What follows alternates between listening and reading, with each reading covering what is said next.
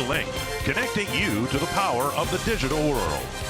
By Sanford Orthopedics and Sports Medicine, for the everyday competitor in all of us. And by Northland Ford. Visit buyfordnow.com and your local Northland Ford dealer today. It's another beautiful day here in Detroit. Gorgeous weather and a good day to watch a ball game and honor one of the Tiger greats, Jack Morris, who now is going to go to the mound. Not the one at Tiger Stadium, of course, but the one here at Comerica Park. And his catcher for all those wonderful years with the Tigers, Lance Parrish, is going to catch Jack's ceremonial first pitch. He's showing the Twins a splitter. Oh, a little high. We'll call that a strike.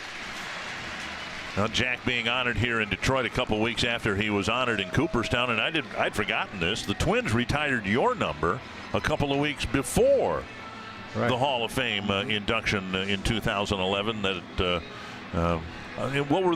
What were the contrasts in terms of what one meant compared to the other?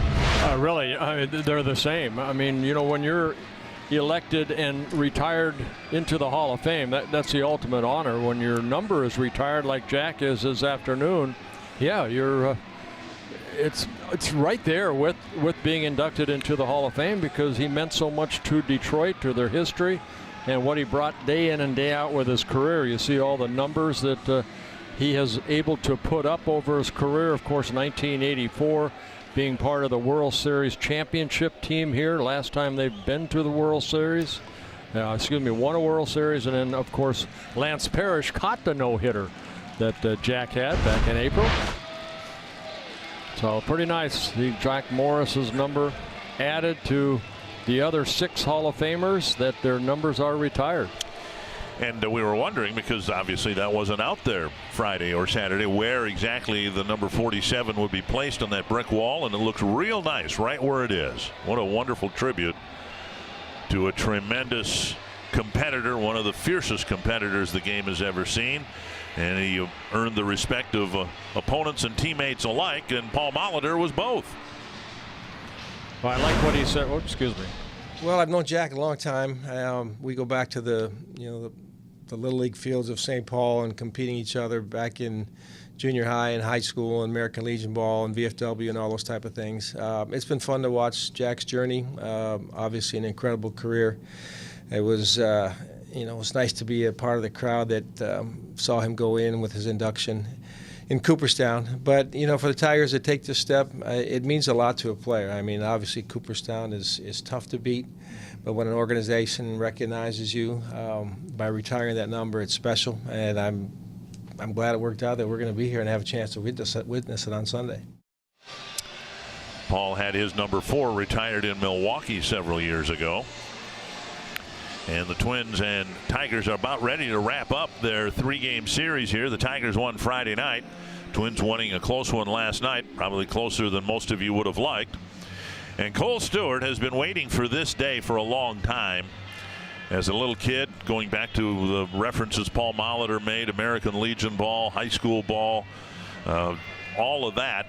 You imagine this day, not knowing for sure whether it's ever going to come, and for Cole Stewart, it's arrived. Well, Jack Morris himself, he came up and replaced the famous and popular Mark Fidrich, and Jack took over from there and became the ace that he did. And Cole Stewart had that opportunity. Same thing. His mound opponent is getting ready, Matthew Boyd, but you know what? You don't know what you expect on your opening day assignment, and hopefully it's a positive one for Cole Stewart. Let's check out the Menards batting order as they get ready to face Matthew Boyd. Logan Forsythe in the leadoff spot. Then Jorge Polanco, Miguel Sano, Tyler Austin, Mitch Garver, Johnny Field, Max Kepler, A-Ray Adrianza, and Jake Cave. And that'll be left-handed pitcher Matthew Boyd, and our starting pitcher stats brought to you by Home Furniture. Boyd making his 14th career start against the Twins. That's the most against any opponent. He has 5 wins against the Twins. That's the most against any opponent. And he's making his 3rd start against the Twins this year, 0-1 with a 4 ERA. 2 short starts, 1 4 and 1 5 inning outing. Tigers out in the field have Jacoby Jones in center field. Victor Reyes is in right field. Mike Gerber is in left field. Candelario at third, Iglesias at short, Goodrum at second, Adduci at first, and Grayson Greiner will do the catching today. Yeah, Boyd mainly a fastball pitcher or fly ball pitcher. He likes his fastball, mixes in a big curveball, but he's had very good success here at home this year in 10 starts, 4 wins, 3 losses, an ERA under 3, 2.93. And the Twins have had a tough time with him at times, and some of the better hitters that the Twins have, left-handed batters like Mauer and Rosario, have had their struggles, so neither one is in the starting lineup here today.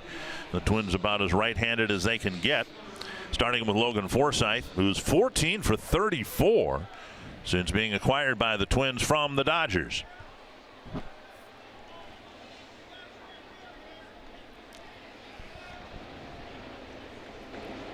Well, Boyd has solidified his spot in the Tiger rotation, they hope, for many years to come. Let's see what he's got today. He had a curiously short start against the Twins at Target Field earlier this year and a better one here, and he delivers strike one to Logan Forsythe. Yeah, let's look at the Pizza Ranch for the Twins win here this afternoon. Can right-handed hitters help versus left-handed pitchers? That's exactly what we were talking about. The Twins are as much right-handed as they can in the lineup. And some of the right-handers have struggled against Boyd as well. Now 1-1 to Forsythe. Well, Boyd's not overpowering. He has to hit his spots. Pretty good walk to strike out and innings pitched. He's averaging 2.9 walks per 9 innings and 8 strikeouts per 9 innings. See Forsythe's overall batting average this year, but as a Twin, he's hitting .412. 14 hits in 34 at bats. Whoa, way outside. 2-2, and he's played well in the field. Boyd working from the third base side of the pitching rubber. This one hit well to left. Gerber is going back, and he makes a nice running catch short of the track, one away. Pretty well hit ball by Forsythe. We haven't seen him pull the ball that much, but he pulled that one in a bid for a hit. One down. That ball inside to Forsythe, and he turned on it, hit a line drive, but it was caught by Gerber. And now Polanco will bat. Polanco, for a few games, was getting some good swings right-handed against left-handed pitching, but the numbers still need to be improved, hitting just 149 from this side of the plate. He takes strike one.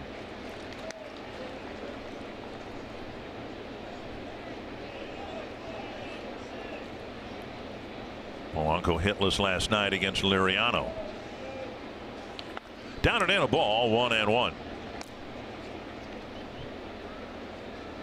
Boyd nearly threw a no-hitter last year in September, was the Tiger pitcher of the month in September, hoping for another strong finish this year. Down and in again, 2-1. Yeah, Boyd, 27 years old. This was his 4th season with the Tigers. Came up with the Blue Jays back in 2015, and then later in July got traded in the David Price trade to the Tigers. And Polanco drops a soft single into right field. And the Twins have a base runner with 1 out in the first. That'll bring up Miguel Sano. And Sano has really struggled against Boyd. We've been talking about Sano's damage done last year against lefties, and he struggled this year. Sano is just 3 for 20 with 13 strikeouts against Boyd. So he's due. Yeah, keep an eye on Polanco too. Clubs have run against Boyd. Sano lifts it to right. And Reyes is there for the catch, and Sano's gone on 1 pitch. Didn't give Polanco much chance to take a look at Boyd, but there have been 15 stolen bases against Boyd this year, 14 successful. And that's kind of high for a lefty. He does have that high leg kick that he will maybe pause once in a while, but clubs have run against him. Tyler Austin playing first base. hit a home run in his Twins debut, and that kicks away from Griner, and Polanco will round second and hold up there on a wild pitch. I guess he doesn't have to try to steal second. The wild pitch is sixth for Boyd on the season. A lot of the damage the Twins have done against Boyd this year has been because of his errant control. Walks in his last start. Twins got a couple of first inning runs after he hit Brian Dozier to start the ball game. 1-0 to Austin. Hit a towering home run last night to left field. Now a swing and a miss. 1-1. Joe Mauer 0 for 8 against Boyd. One of the reasons that Austin is making the start at first base.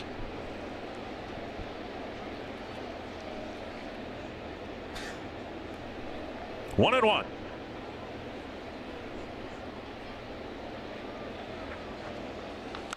This one behind first, and a foul ball. Leducy has plenty of room to make the catch, and the Twins are done in the first. We're about to see the major league debut of Cole Stewart.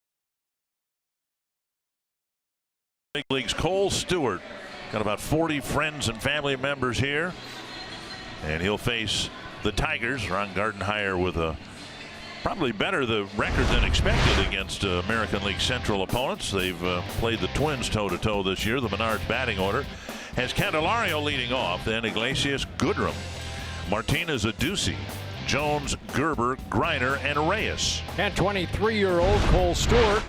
As we look at our pitching stats, brought to you by Home Furniture. Those are his numbers between AA and AAA in Chattanooga and Rochester. And the first pitch is a strike. And his family's sitting right in front of us, down below us here. Can you hear him? Fouled away, 2 strikes. Stewart was given some extra advance notice the way it turned out, so he had a couple days warning, so the family was able to get here from Texas, most of them. Yeah, some of them were actually in Rochester visiting. So, well, that couldn't have gone any better. His first out, 2 strikes, and a number back to the mound. And that'll bring up Iglesias.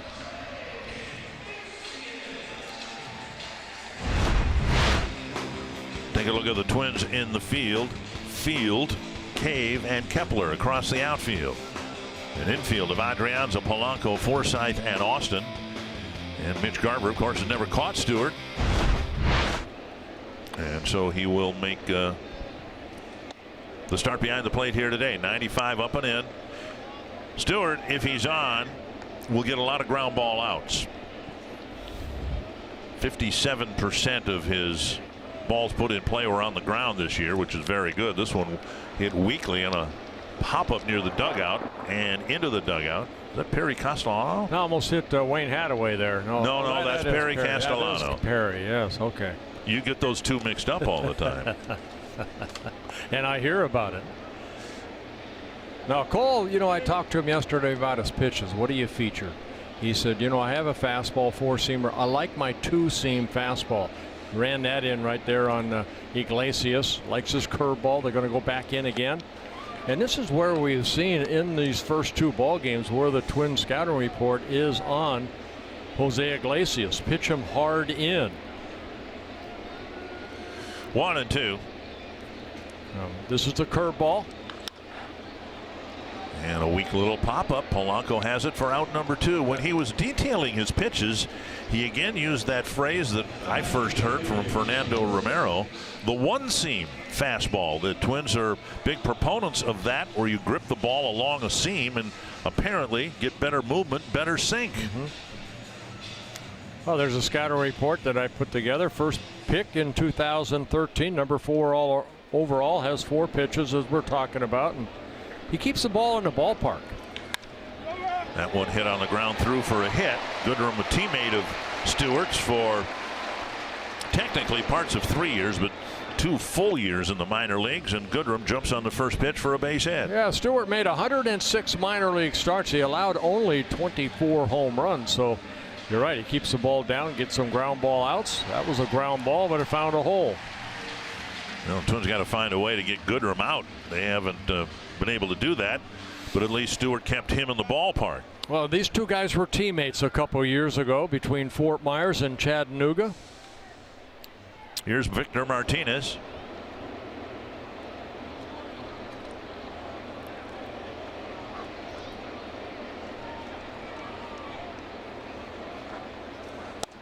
Missing inside, ball 1.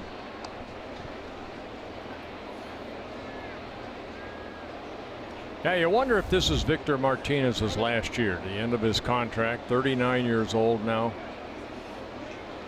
Almost 2,200 hits in his career. Good hitter from both sides of the plate. On one hop. And Forsythe from right field throws him out. Good first inning for Cole Stewart. He gives up a hit, but no damage done, and we head to the second.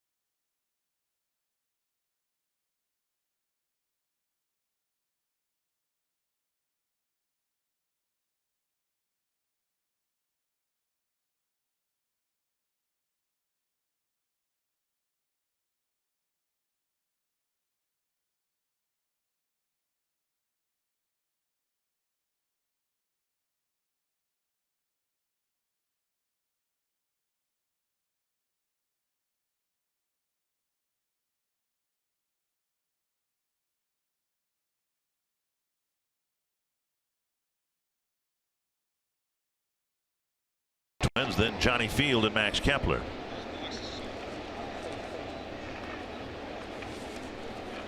Facing Matthew Boyd.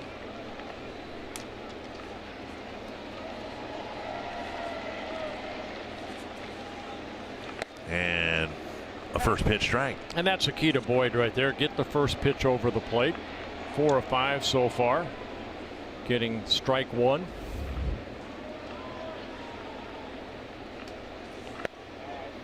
And missing 1-1. Boyd leads the Tiger staff in innings pitched. Had some injuries along the way.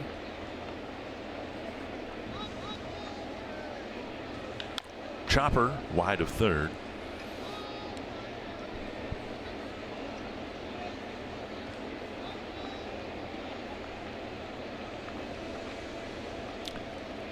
One and two to Garver.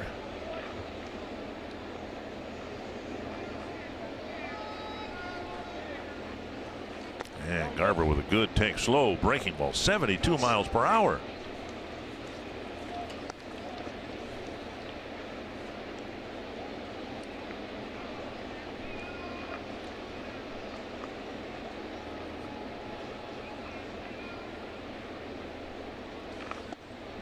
And now 3 and 2.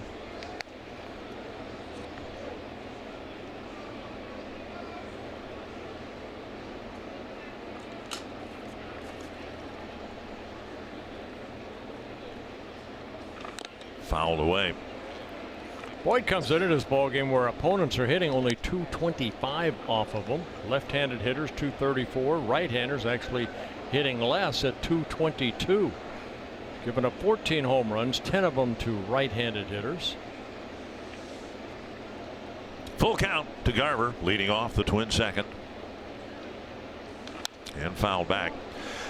Garver, one of just 4 players in the starting lineup today who was with the Twins, the major league club, on opening day. Sano, Garver, Kepler, and Adrianza are the roster players in the lineup today who were with the Twins on opening day. This one hit hard to center field. Drifting back is Jones, still going back, and he can't make the play and tumbles on the warning track. Garver around second. He'll go to third, and he is in with a stand-up triple, and we'll see whether Jones is okay. Looked like that ball carried farther than he thought because it didn't look like he was sprinting back to the warning track. No, it looked like he was kind of gliding underneath it to make a nice over-the-shoulder catch, and that ball just kept drifting on Jones out in center field. So Garver gave it a ride. Looked like a changeup too, and Jones goes back and right off the tip of his glove, and then he tumbles, and by the time he can get back up, it's Garver with a triple, his second triple of the year. And now Johnny Field has a chance to drive in his first run as a Twin. For Garver, his second triple of the year and his 5th in his big league career already. He got 3 of them in spot duty late last year. That's a rip to left, and a nice running catch by Gerber, and Garver will score on a sacrifice line drive. Twins have hit some balls hard against Boyd here today. Now good at bat for Johnny Field. He picks up an RBI, his first, as you mentioned, in a Twins uniform, his 15th overall. Coming over from the Tampa Bay Rays. And now Kepler will bat.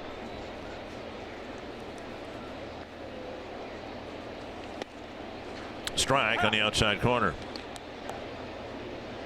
Kepler still hitting left-handers much better than right-handers this year. Spread of about 50 points.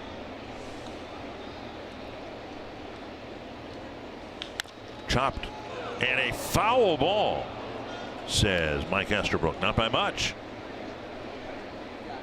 0-2.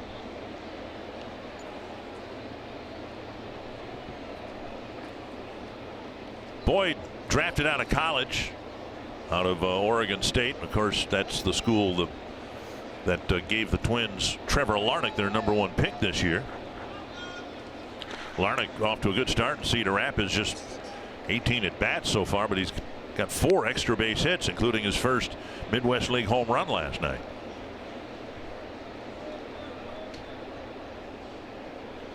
One and 2 to Kepler.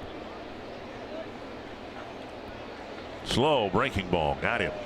And Max knew it right there. Just took that big slow curveball for strike 3. Boyd picks up his first strikeout. That'll bring up A-Ray Adrianza. Watch Mac's reaction right here. Whoop, okay, I knew it. 72 miles per hour. Adrianza getting the start at third base with Sano sitting on the bench.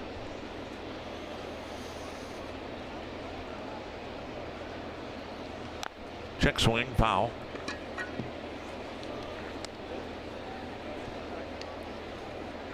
This is game number 9 between these two teams. 10 more will follow.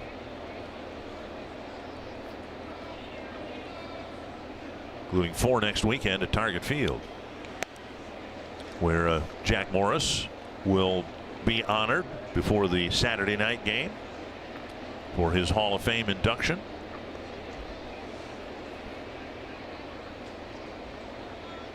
Foul back. Jack will join us this afternoon for a little bit, as soon as he talks to more important people than you and me.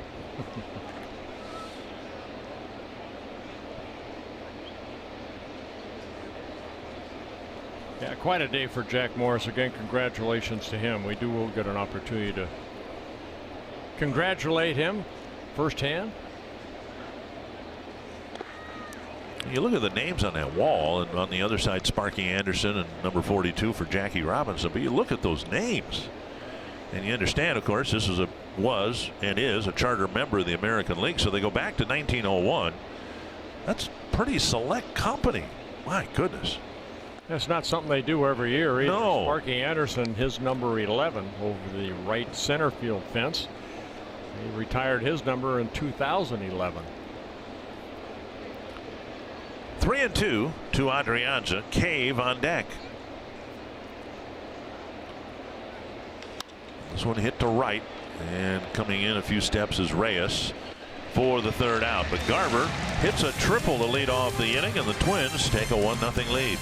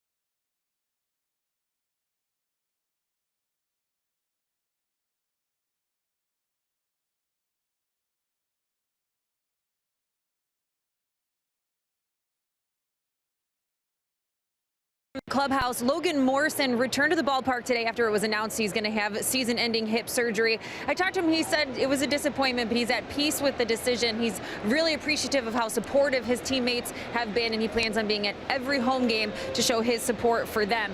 Trevor Hildenberger was so appreciative of the fact that Paul Molitor let him gut it out last night for the save. He thinks he's been tipping some pitches lately, so he's been watching film last night, and today he's going to make some adjustments going forward. And there's a couple disappointed guys in the clubhouse, guys. They were hoping to snag some of those Jack Morris giveaway jerseys today. Unfortunately, the delivery truck had some problems en route, so no one, including the 10,000 fans that were hoping to get one, was able to walk away with a Jack Morris jersey, guys. Yeah, when I got here, hours before game time, there were people lined up outside the gates as they do for bobbleheads. It was a high demand item for the first 10,000 fans, and they didn't show up. 1 and 2, they get a voucher instead, and then they'll be able to exchange the voucher for the shirt and the jerseys when they do get here. Second hop fielded by Polanco. And Stewart gets another ground ball out. One other note about Hildenberger. Paul Molitor asked about Hildenberger's suspicion that he might be tipping his pitches, and Paul said he doesn't think that's the issue. He just thinks that a lot of hitters have been sitting on the off-speed stuff. And Goodrum last night, Lindor in Cleveland. Well, location of the off-speed too. If you look at where that pitch was to Lindor, and then also last night to Goodrum, it was a good changeup as far as taking off, but it was kind of like right down the heart of the plate. And then after that, he attacked with his fastball and picked up his first save of the year, his second career. 1-0 to Jacoby Jones and a check swing. 2-0.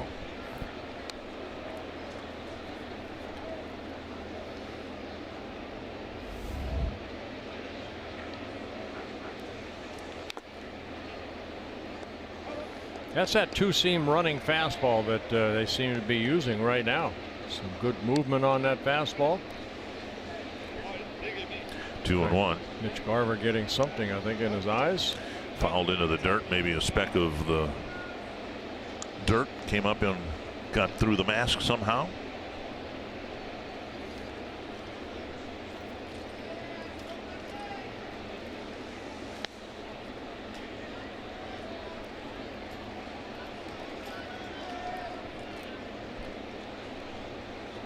Two and one. Off the glove to Forsythe, who fires on the run, and coming off the bag is Austin. Let's make sure he's all right. It'll be an infield hit, I suspect. Stewart didn't catch it, and then Forsythe had to throw on the run, and the throw pulled Austin off the bag. Yeah, and Jones very quick a foot down that line too, so they do give him an infield base hit off the glove. Forsythe trying to get something on that throw. He knew he had to hurry, and Austin leaps up, and then Jones making contact with Austin right there as he crossed the bag. No, dangerous play for both players. It looked like both are all right. Austin clipped on the calf, and here's Mike Gerber. Only one ball hit in the air, and that was a weak pop-up to Polanco. Everything else has been beaten into the ground, which means, of course, with one out, you would think he's a good candidate to get a ground ball double play. One strike to Gerber. Yeah, Gerber in his rookie season. Three stints with the Tigers this year. Started the season down in AAA. This is his third stint with him, recalled on July 31st. And Jones at first base, good speed, 9 stolen bases in 14 attempts.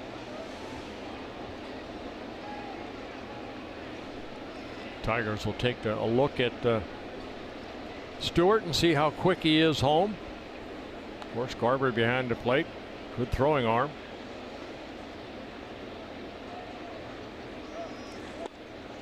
Just outside a ball, 1-1.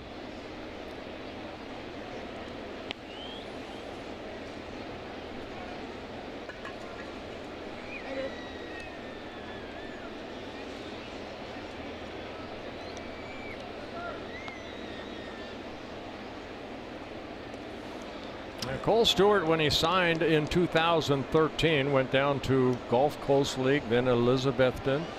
In the next couple years, 2013, that year, and 14, had some shoulder issues that kind of set him back a little bit. And then last year, some left knee tendonitis. There, he missed some starts. There's a ground ball to second. They'll get one. And a double play.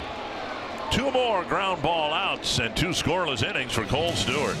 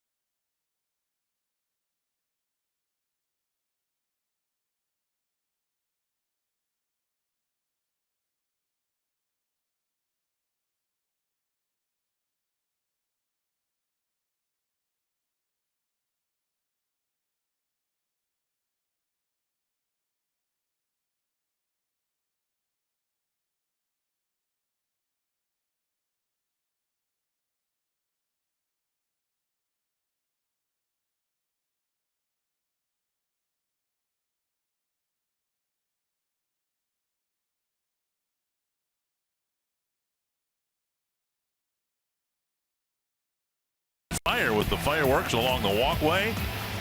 Number 47 retired by the Tigers, joining Horton, Cobb, Greenberg, Gehringer, Newhouser, Kaline, and of course Sparky Anderson, his manager. And congratulations, great job.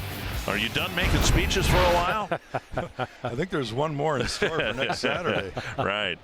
Hey, but this speech was a little bit different because I know you worked very hard on the Hall of Fame speech, but this looked like this was kind of off the cuff. It was. I thought about maybe writing down some notes, and I said, I'm just going to thank the fans, thank the teammates. I like what you said, Jack, about the current day players, because, our careers, even though we play a long time, it goes by too fast. Yeah, I remember one time thinking I'm a machine, I'm a robot, I can do this, I'm going to do this for another 25 years. Yeah. And, that was about 10 years into my career, and it lasted 8 more years, which is amazing in itself. And then all of a sudden time goes by, and here we are, Bert. How many years? I mean, where did that go? I know. Off the plate, 2-1. All right, I asked Bert this question, but compare the two moments or the two honors between being inducted into the Baseball Hall of Fame 2 weeks ago and having your number retired today. I'm not sure today's with a drive to right center field, and nice running catch by Jones. I'm not sure today's activity happens without a couple weeks ago's activity. It was part of why they retired both Alan and my numbers when they did, and this means a tremendous amount to me. I played a long time in this city, and the words I said about this city are true. I became a part of the fabric of what they are. Detroit is kind of an underdog city, and I don't think people outside of Michigan and Detroit really understand the pride they have. And I got to experience that. They're loyal fans in all their sports teams, and I was proud to be a part of it, and we did well. And finally, we get some recognition for the years that the 80s teams played. To me, they're both right there. You get your number retired, that's going to be there forever. Yeah. In Minnesota, 28, along with Harmon Killebrew and the other guys, it's unbelievable. You can't. It's hard to describe. It really Hall is. of Fame, top. They're both right there on top. Paul said when I asked him yesterday about it, he said that this honor, having a number retired, is a little bit more intimate because Cooperstown is for baseball fans around the world, but this is one franchise forever. And ever there will never be anybody else wearing number 47. Well, the thing that really freaked me out that I didn't realize is there's one other pitcher that is retired Hall of Famer, and that's Al Newhouser, and he's left-handed, so I'm the first right-hander. And there's been a lot of great ones. McLean won 31 games. Right. I mean, they've had George Mullen I think he completed 40 games one year. Reyes comes in to make the catch for out number 2. And that'll bring up Jorge Polanco. Nice to see Lance Parrish. He caught you for many years. Means a lot to me. He's one of my true friends and will always be that way. We went through so much. We grew up together. I mean, that's the bottom line. We were young kids in the minor leagues, and then we went through our tough learning experiences for a couple years, and a lot like what some of the Twins are going through right now. These are the learning years, the years that kind of influence you in what's going to happen as your career moves forward. And we went through all that, took our whoopings against the really good Yankees and Boston and Milwaukee Brewer clubs, and then we started blossoming, and we were on top for a while, so it was quite a ride. And also Alan Trammell out there. In a couple of weeks, you're going to be back for his number being retired. Yeah, I told him, I said, Tram, next time I get to wear the polo and the sunglasses, you just go ahead and have yourself a heck of a time. He was nice enough to join us on the air last night, and he talked glowingly about your tenacity, focus, and you two and Lou Whitaker, of course, all part of a nucleus of some really good ball clubs. Yeah, I got to be honest with you. I was watching the video, and I don't know who the hitter was, but you let go of the bat and it went over your head. And your reaction to that? What was awesome. your reaction of bat? Probably the same as way, yours. right? Give me that bat. I want to take your head off now. Yeah, that's why I laughed. 1-2 to Polanco. I never could accept. There's a pop-up behind second. Iglesias will make the catch, we think. There it is, and we'll have more with Jack Morris when we come back.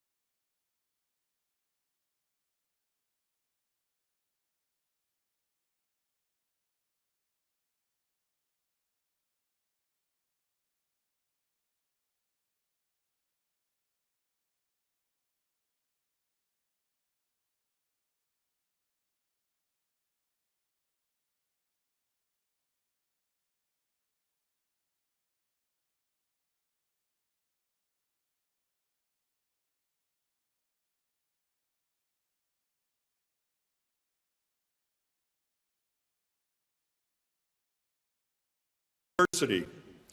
I understood what my role was and appreciated his willingness to guide me into becoming a complete game pitcher. Our conversation had a huge impact on my role in baseball. And Cole Stewart delivering a first pitch strike. That, of course, part of Jack Morris's Hall of Fame induction speech 2 weeks ago today. The batter's Grayson Greiner. And the count now is 1-1. Here's some encouraging numbers for Cole Stewart.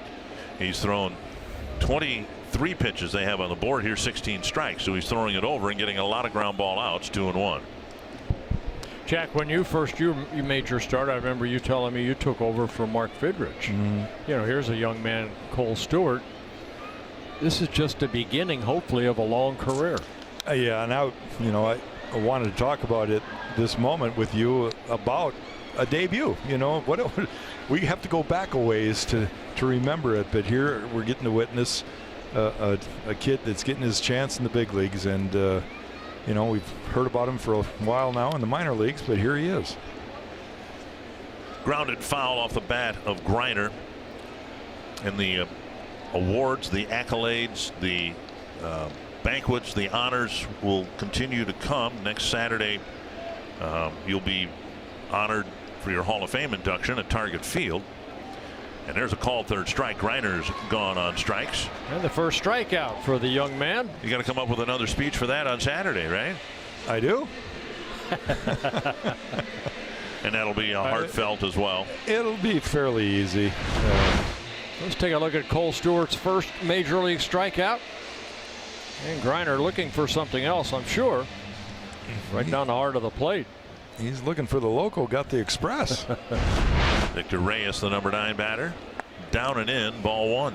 All right, the people that came today when we got to the ballpark, Dick mentioned I took the bus and there were 10,000 people waiting for your jersey. Where'd you put that truck? I know you got it hid somewhere. Well, you've shared a lot of secrets with me over the years. We got some of your family and some of my cousins, and they all showed up early. 2-0. And the ball slash foul. And by the way, I thought you did a great job cutting the grass in center field. That was just tremendous. You know, I heard that there was a broadcaster that once was on the grounds crew, right, and he had a wonderful experience. So I just went up and just paid him, told him I'd buy him lunch if he could shave it out there kind of nice. Now they got to let it grow. In a couple of weeks, Alan Trammell, right? Yeah, one number though. Right, just a 3. It's right, but that's kind of a rounded number. At least yours are straight lines. It might be more challenging. Yeah, it might be. It'll look great. I know that. Another ground ball out for Cole Stewart, 2 down, and that'll bring up Candelario. And the Tigers presented you with what I thought some really wonderful gifts. The Waterford crystal is nice, but I'll bet you that Tiger Stadium seat's going in your man cave someplace. Yeah. I mean, they've been wonderful. It's just overwhelming how well they have treated me, really since December, since the announcement was made. But you know, it just, if you can't share it, what good is it? Yeah. And I want to go around the stadium right now and hug everybody. It's that good a feeling for me.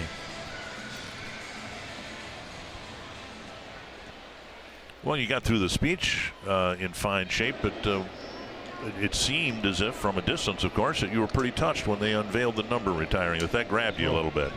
It's a big deal. It's a big deal, and it's going to last a while before I really put my arms around it. Iglesias hit by a pitch, and for the first time now, the Tigers will have a runner at second base with 2 down. Yeah, it looked like a curveball just slipped out of Stewart's hand. Maybe he just wanted to pitch to Nico Goodrum and get him out this time. He's pitched. Wasn't a huge effort there by Iglesias to get out of the way.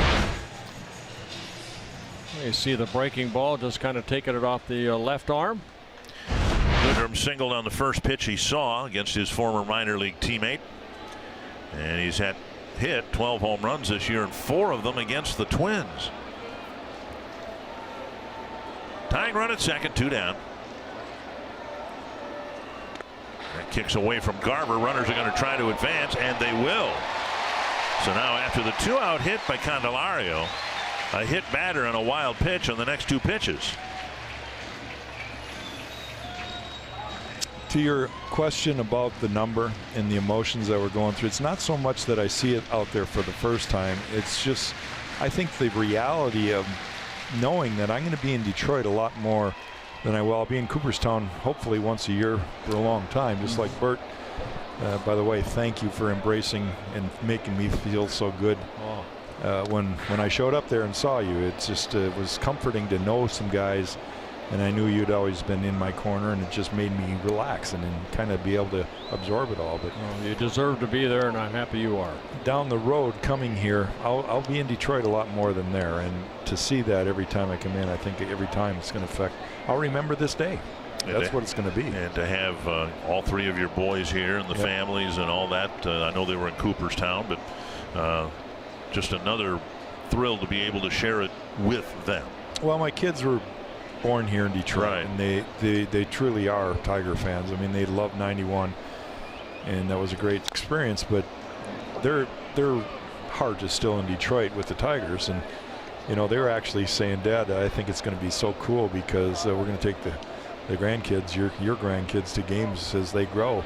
And they'll always look up and say, "There's Grandpa." Isn't that cool? That's cool. That's wonderful. 2-1 to Goodrum, with Stewart trying to get out of his first major league jam. Missing inside 3-1. Victor Martinez on deck. It's the first hint of erratic control by Stewart. Well, this is where you get tested, right, Bert? Right off the get-go.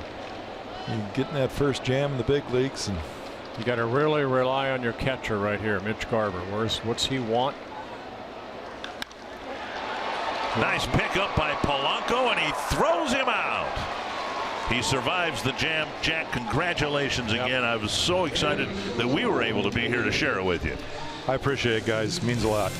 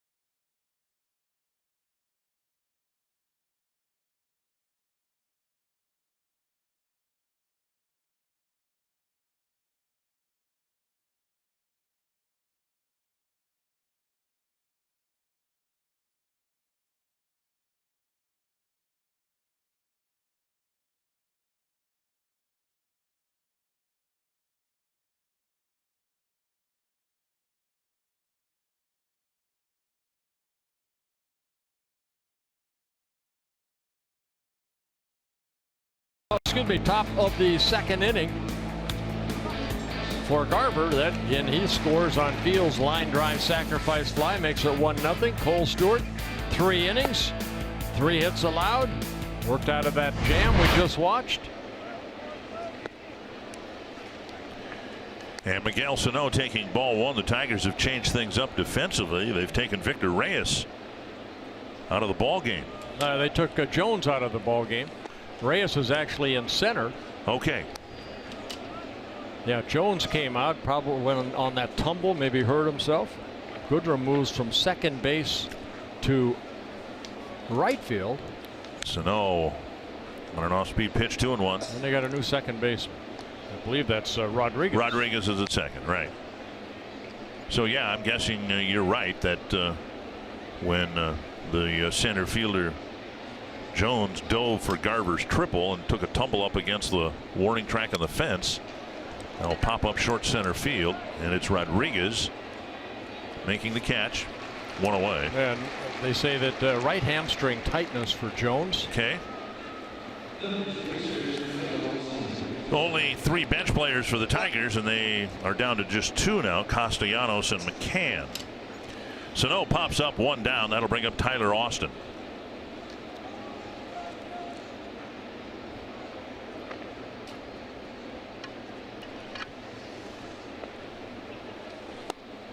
And a first pitch strike to Austin.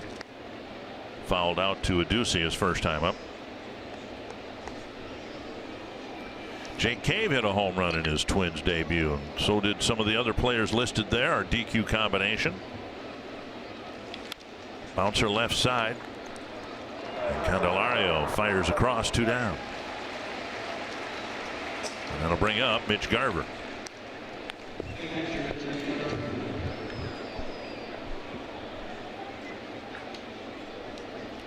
Garver hit the drive to center field. Jones went after it, reached for it, off his glove for a triple, and then Jones took a tumble. I don't know if that's where the hamstring tightened up on him or not, but it sure didn't help. And then Garver came in on a line drive sacrifice fly off the bat of Johnny Field. I remember Jones also had that semi-small collision with Austin at first base too, so may have aggravated on that play. 1 strike to Garver.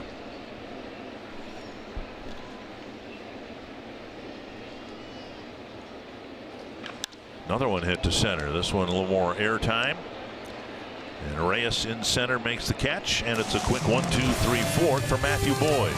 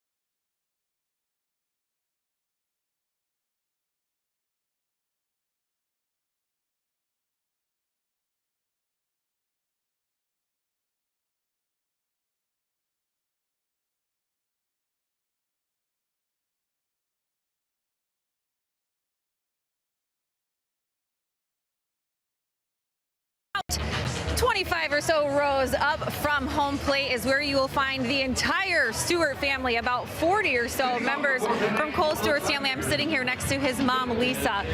Lisa, from the beginning, this has been a special weekend for you guys because you just happened to be with Cole when he got the phone call the other day. What was that moment like? That was so amazing that we were, the whole season, we had not gone to see him yet. And then we just so happened to be in Rochester the day that he got the call. It was so special. As a parent, knowing how much this is his dream and how hard he has worked, what is the moment like for all of you guys to see him take the field and have his dream realized? It's been so great because from the very beginning, actually for his whole life, he's had this village of people, not only a large family, but a gathering of friends and family that have always been supportive of him. And so he's always had that. He's had that support network that has been there to support him all the way through it. And the fact that we were able to get so many of those people here was so special, and I know he really appreciated it. He actually texted us this morning how appreciative he was of everybody that was here. What makes you most proud of how he's been able to, conquer the ups and downs that you go through in a career to make it to this moment? The thing that's been the most amazing for me is watching him as a young person, because he got drafted out of high school. So he's always been at least 3 years younger than the majority of people that he's been with. So he had to grow up pretty quickly, and he's navigated that adult world so well as a young person. I mean, he's been so mature, and he's just really done a good job navigating some very difficult situations. And so far in the debut, so good. I'm sure you guys are so proud. We are. We're having a great time. It's a really good day. All right, well, let's hope it continues to be a great day. Enjoy the rest of it.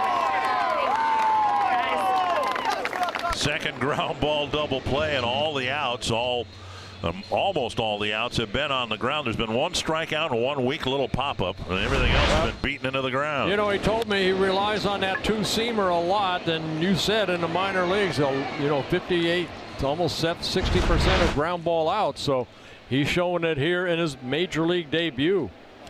Got into a jam in the third, but he got out of it, and that's a victory for the analytics and the shifting and all that. That ball hit by Goodrum last inning was hit sharply up the middle, but right into the shift. There's a ball chopped wide of third, and Stewart has modified his pitch sequencing and his pitches themselves because of the information that he's been given by the analytics people. He gave them a lot of credit for helping him get over the hump, if you will, and get to the big leagues. Said he was told, you're throwing your fastball too much. Well, maybe the four-seamer. Now he's relying on the two-seamer, more sinkers. Ronnie Rodriguez taking over for Jones. The shift going on, but Rodriguez now at second base in his first at-bat. And missing. It's 1-2. It's kind of refreshing to see a young player crediting the information that now is accumulated in baseball and trying to work with the information and modify what you're doing, what you're trying to get done, and learning more about the art of pitching. And then, of course, as we said, they encouraged him to try the one-seam fastball and thought it would get a little more sink to his fastball. This one, a weak pop-up to Adrianza, and he makes the catch. Facing just 3 men and a scoreless fourth, he's got a 1-0 lead, much to the delight of his family.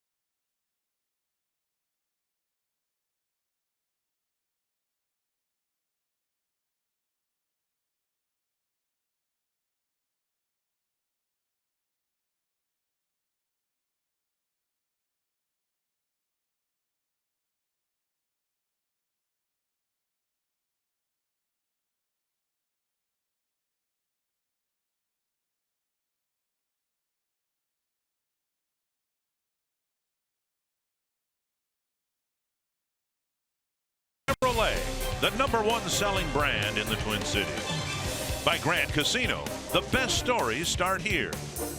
And by Wisconsin Dells, the water park capital of the world. Garvin Alston with a quick clinic with Cole Stewart, looking at the lineup or other notes that have been accumulated. So far so good. As we go to the 5th, he's got a 1-0 lead. Twins have just a couple of hits. The run scoring on Johnny Fields' line drive. The Twins have hit some balls hard against Boyd for outs. Check swing, and now 2-0. Yeah, since that sacrifice fly, Boyd has retired 8 straight Tigers. Field picking up the RBI, his first in a Twins uniform.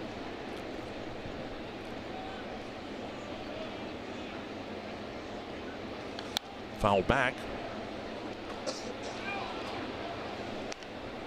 2-1.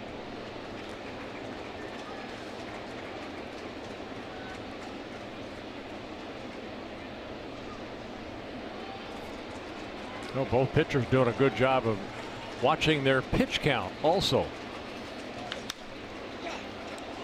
Popped up left side. Candelario giving way to Iglesias, who makes the catch, 1 away. On Friday, August 17th, you can join your friends in the Rose Garden at Target Field. You can cheer on the Twins and Eddie Rosario as they take on the Tigers. Purchase your tickets through the special ticket package and get a Rosie's Rose Garden t-shirt with your ticket. Visit twinsbaseball.com/Rose Garden to get yours today. Max Kepler called out on strikes his first time up, and he takes down and away, ball 1. Kepler got locked up on a breaking ball. And the average now down to 230. That's the only strikeout that Boyd has. That pitch right there, the curveball. Change of speeds with it. We've seen it as slow as 72. That one clocked at 78.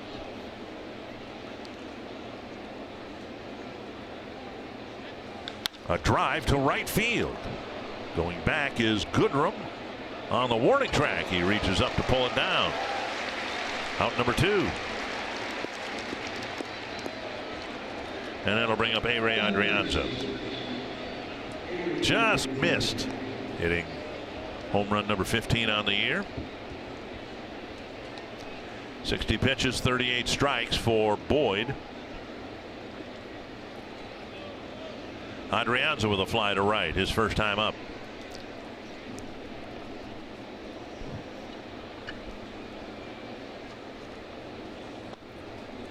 Breaking ball over for a strike with Adrianza showing bunt.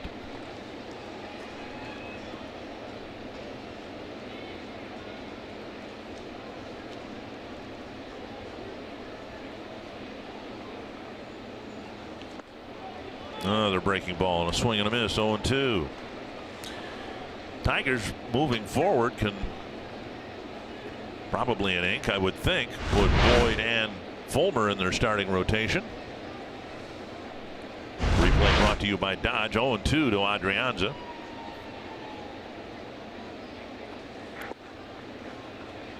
And now 1-2. Yeah, Boyd here this afternoon making his 78th major league start. He has 19 wins, 32 losses, an ERA over 5. But again, 19 wins, 5 of those coming against the Twins.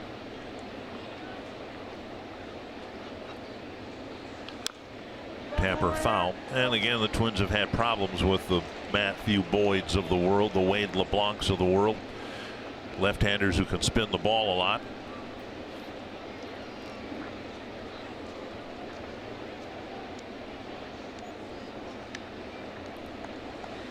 Most of the hitting done in this series has been done to the opposite field. Garber's tripled to pretty much straightaway center, but Polanco dumped a single to right field to the opposite field.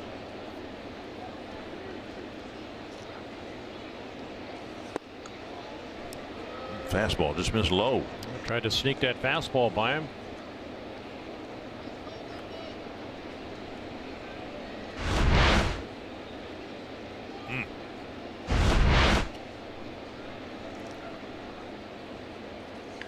Check swing dribbler scooped up by Iglesias. 11 in a row retired by Boyd.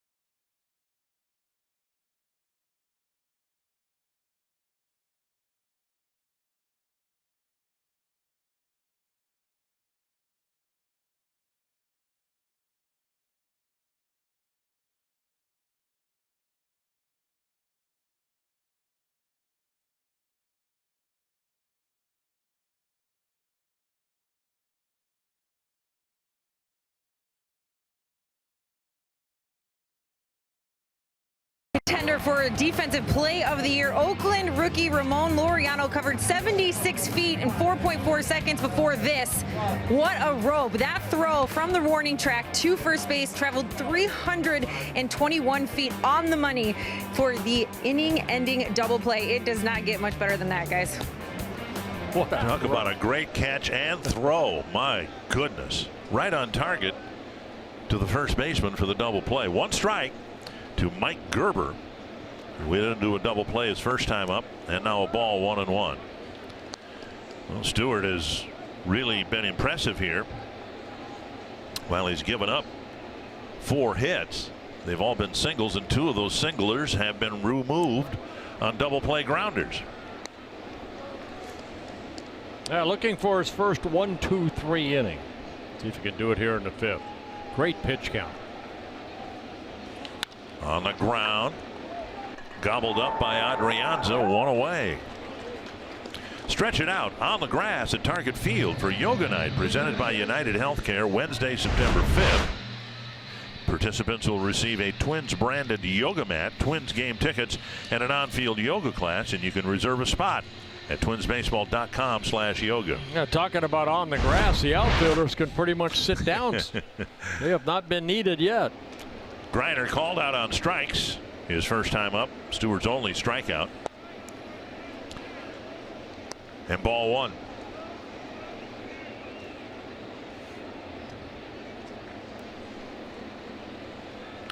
One and 0. Swing and a miss. Stewart has not picked up a win professionally since May 3rd. Had a lot of no decisions and a bunch of losses. This ball hit to right, and Kepler will play it on a hop. A 1-out single for Griner. Well, gives another opportunity for a double play ball. Stewart made 7 starts in Rochester, most impressive being on July 30th. And Tyler Austin will remember that day because that was the day he was traded from the Yankees to the Twins. Now, the irony is that Rochester was playing the Yankees AAA team that day. Stewart pitched 7 innings, gave up just 3 hits, no runs, only walked 1. And Tyler Austin had to switch clubhouses because he was playing for Scranton Wilkes-Barre, but right before the game was traded to the Twins organization. So he went from one clubhouse to the other. And now here they are, teammates in Detroit. 1-0 to Reyes. And it's past the reach of Austin. Rounding second, Griner going to third. And instead of a 1-2-3 inning, the Tigers get singles from their 8 and 9 batters and now have the tying run at third. Yeah, Griner hitting that ball down that right field line. This one, as Austin was holding Griner on, leaped off the bag, and a ball was down, and Reyes hitting it sharply, just past and underneath the glove of Austin, and Griner scoots over to third.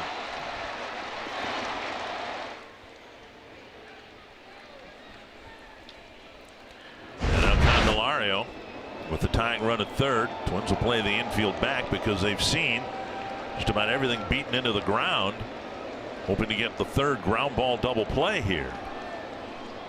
Candelario with a comebacker to the mound and a single.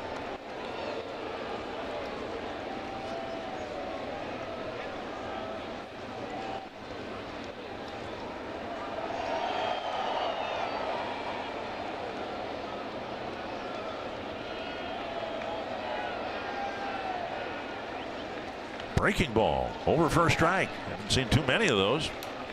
Bent one over to get a first pitch strike.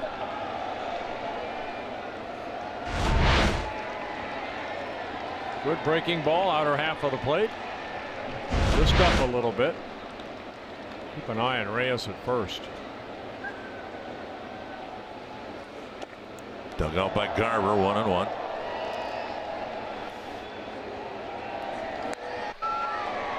Might have been the changeup there.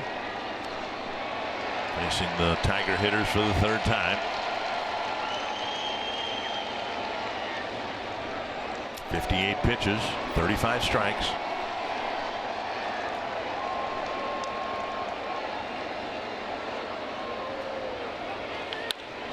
Base hit right field. That'll tie the game. On his way, Reyes is going to hold up. Probably a good thing. 3 straight singles with 1 out here in the 5th. Yeah, ball left up right there. Candelario getting his 2nd hit, driving in his 44th run.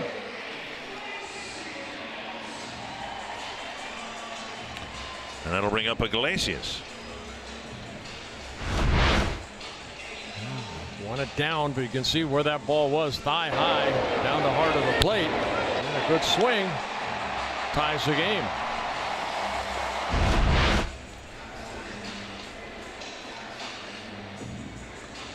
Meeting on the mound, first one for the Twins. And now Iglesias hit a pop up to short and then was hit by a breaking ball in the 3rd.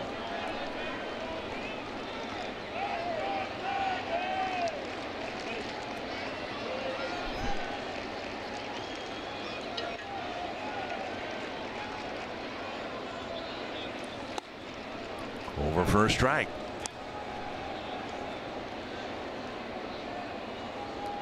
Stewart got a double play grounder to end the 2nd. Also got one in the 4th.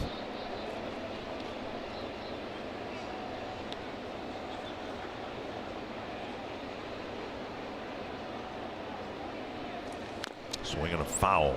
Twins have been out hit now 7-2. All the Tiger hits have been singles.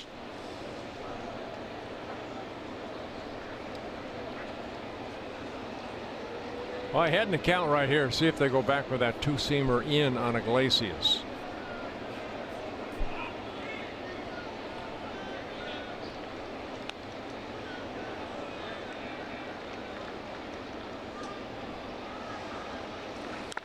They went in and he fouled it off right into Garver. Still 2 strikes. Eric, I need baseball. Garver being given a little extra time to walk that off. Where's this ball get him? Ouch. Top of the left foot.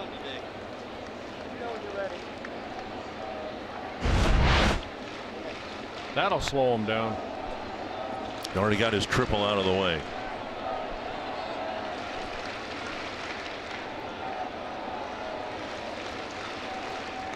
Oh, 2 to Iglesias. And he's staying alive, fouling off some tough pitches.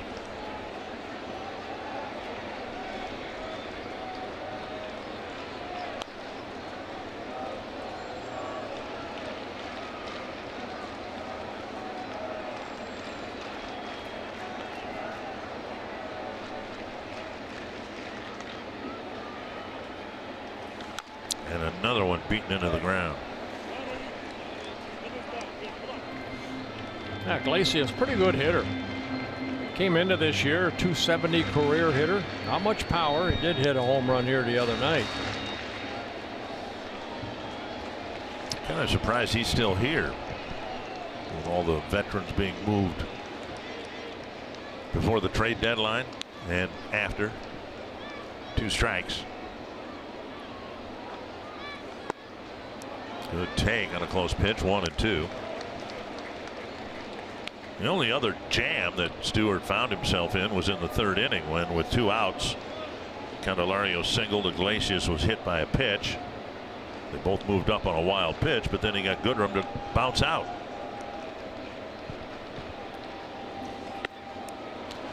Two and two.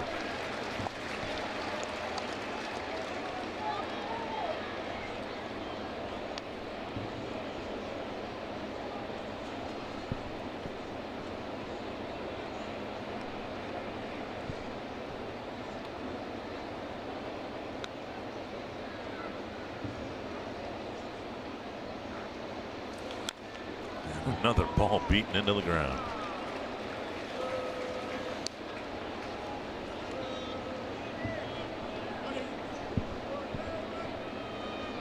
Tigers have tied it up here, 3 straight singles, and now a marathon battle between the veteran shortstop and the rookie pitcher. Yeah, Iglesias just doesn't strike out much this year, averaging about a strikeout per nine at bats. So another foul ball.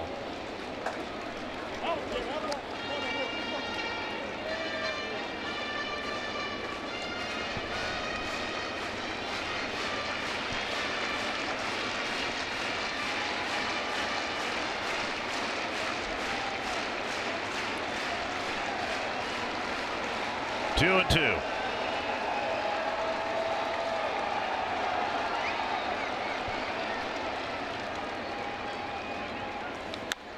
Chopper toward third and safe at first.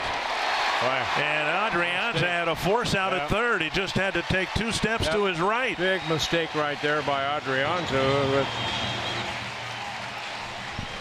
With the runner Reyes almost slowing down.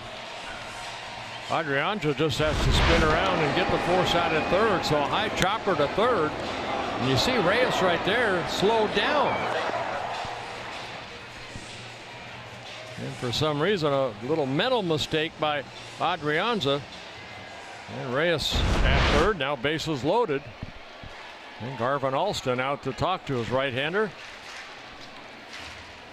So they'll credit Iglesias with an infield hit, but a big mistake with Taylor Rogers getting loose now. Nico Goodrum will bat with the bases loaded. Finally, Iglesias put the ball in play, of course, on the ground, and there should be 2 outs. But the Tigers, who've tied it up, have a chance to bust it open. Pitch number 70 will be coming up shortly. And you can see what Goodrum's done against the Twins.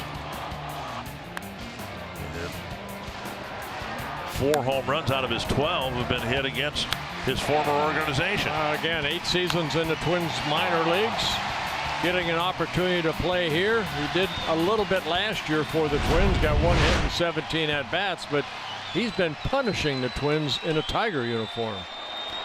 Single in the first pitch he saw from Stewart in the first inning, then a ground ball to short, although it was well hit. Grounded foul.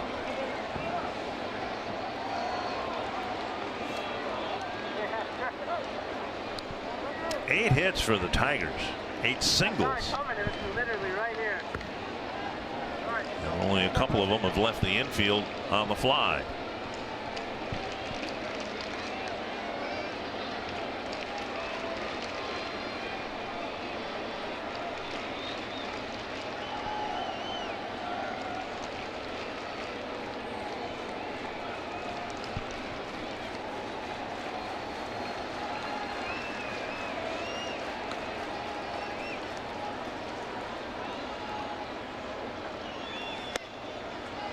Missing inside, 1-1.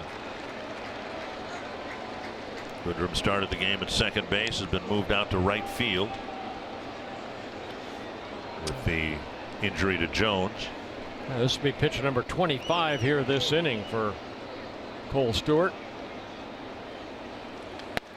2-1. Hasn't walked anybody. He did hit Iglesias with a breaking ball in the third. Wait, a couple very good innings. Fourth, only 9. First inning, 10, 11. So far, 26 here in the 5th. And he got the first out pretty quickly in this inning. Then 4 straight singles. That drifts outside. Now it's 3-1.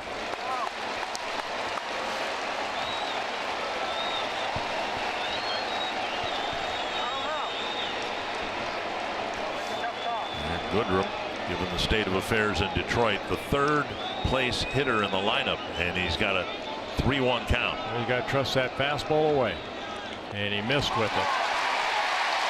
And a walk with the bases loaded, giving the Tigers the lead. And now Victor Martinez.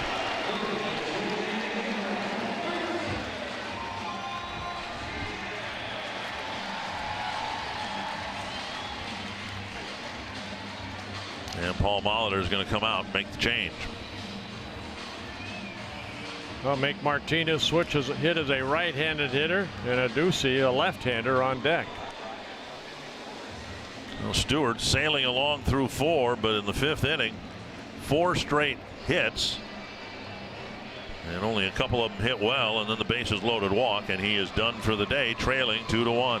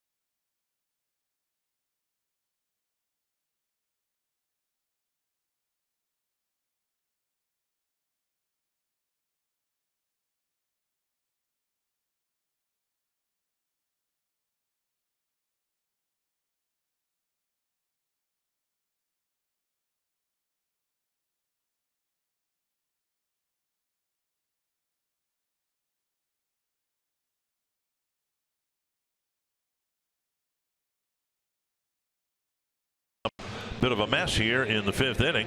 Twins fans, if you can't catch the games on TV, stream them live on your mobile device with Fox Sports Go. You can download the app and take Fox Sports North and Twins baseball wherever you go. Well, Taylor Rogers trying to get help.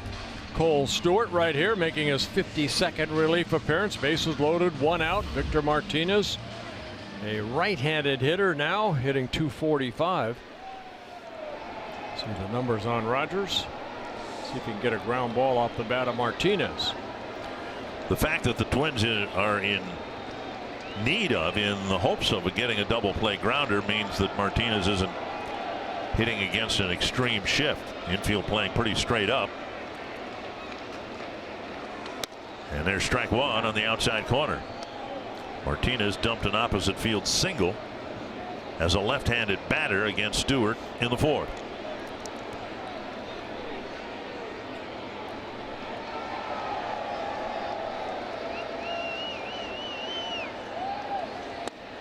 And an off-speed pitch that tickles the outside corner. 0-2. Yeah, big curveball started away, clipped the corner.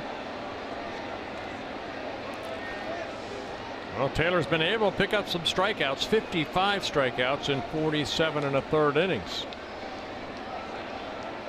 Martinez, one of the tougher guys in baseball to strike out. And that's the case again this year. Just 37 strikeouts and nearly 360 at-bats. Taylor Rogers changes speeds on that curveball. He threw him that big slow one for strike 2. Now if he's going to throw a curveball, he'll tighten up on it.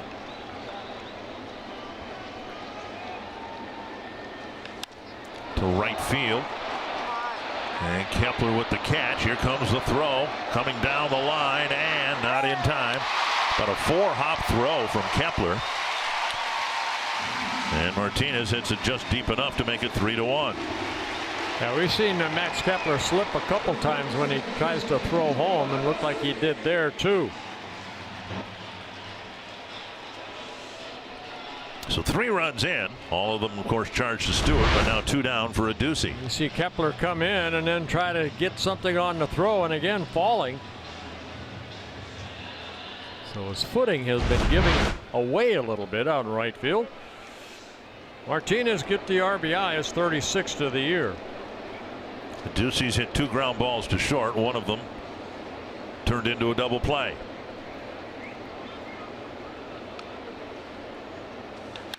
Another ground ball to short.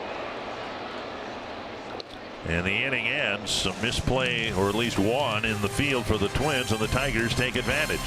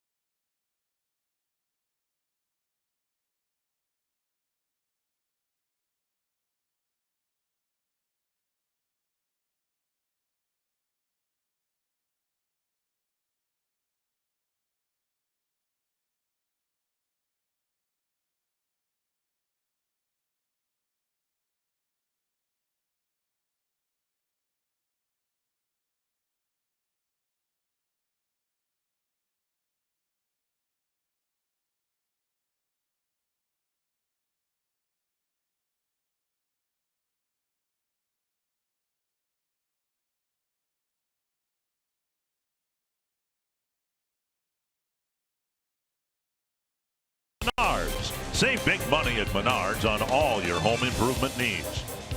And by Dodge. Join the brotherhood of muscle at the Dodge Summer Clearance event and get a great deal. Jack Boris had his number 47 retired in a pregame ceremony. And now the Tigers on the bottom of the 5th with a 3 spot to take a 3-1 lead. Jake Cave will lead off the 6th. Twins haven't done much against Matthew Boyd. He's retired 12 men in a row. The last guy to get a hit was Garver, who actually tripled off the glove of the center fielder. It'll be Cave, Forsythe, and Polanco here in the 6th. 1 strike to Cave. Lined out to center his first time up. Now a check swing. No swing.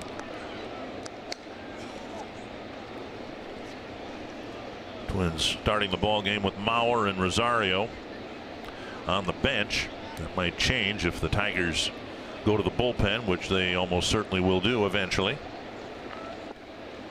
Although this will be just the 70th pitch for Boyd. Still 12 outs to go. 2-1.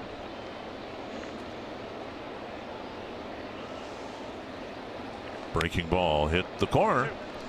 It's 2-2.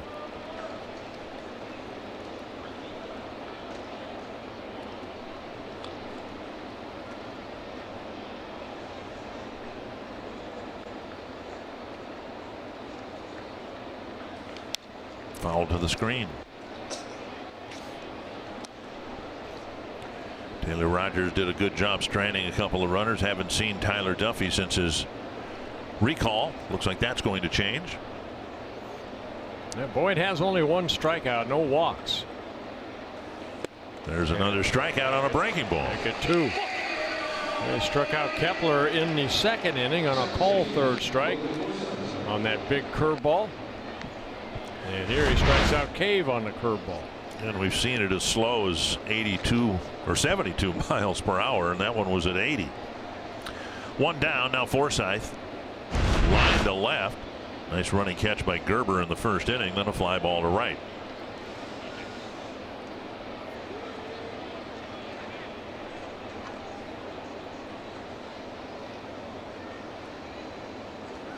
Up and away, ball 1.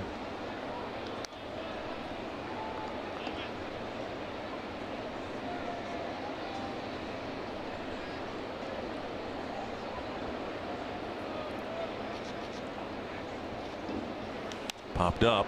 It'll reach the seats. Twins head home after the game.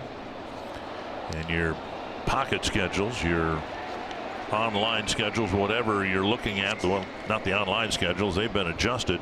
Originally it was going to be a 6-game homestand, but it's now a 7-game homestand because a week from tomorrow the Twins will make up one of the snowouts against the White Sox.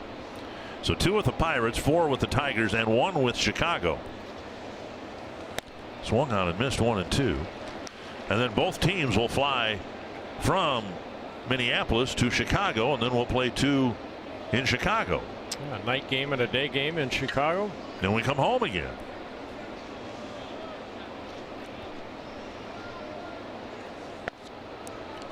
Had some curious trips to Chicago this year. We had a week there. We played 3 with the White Sox, 3 with the Cubs. And the final time we go to Chicago, we're there for just 2 days. And we'll be there less than 48 hours. Pitch is up now, 3-2 to Forsythe.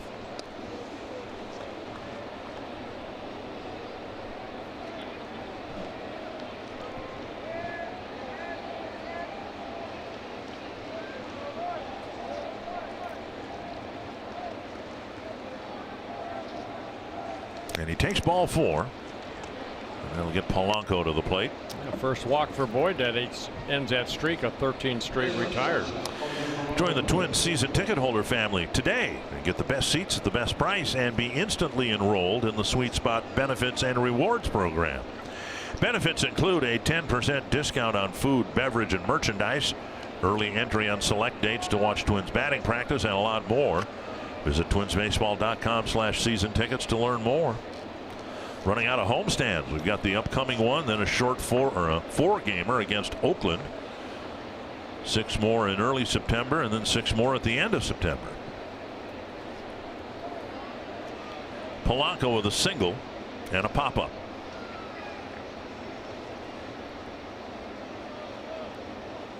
There's a bunt, and it'll go foul. Here at Comerica Park, one of the first things I noticed, and I think fans would too, you look at where the baselines are cut, and there's, I'm guessing, less than an inch of dirt in fair territory between the cut of the grass and the foul line. They've got the foul line right up against the cut of the grass. Yeah, this ball stays on the grass. It probably stays fair, but you can see Grinder right there watching the spin of the ball roll foul. In Cleveland, they only have maybe about 8 inches. Different ballparks. Right. So much different in the infield down the line.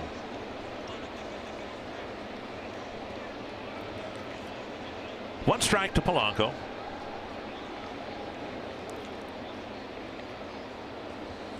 Boy, they just have had a terrible time making any contact or solid contact with that breaking ball. Well, it just keeps spinning. Looks hittable, starts about chest high, then it'll drop to about your shins.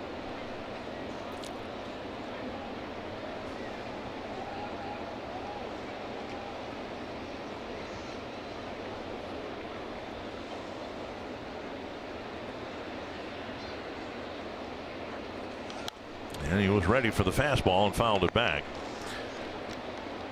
I think yesterday, maybe the night before, we were talking about the 2006 playoffs. It was probably last night when Liriano was pitching.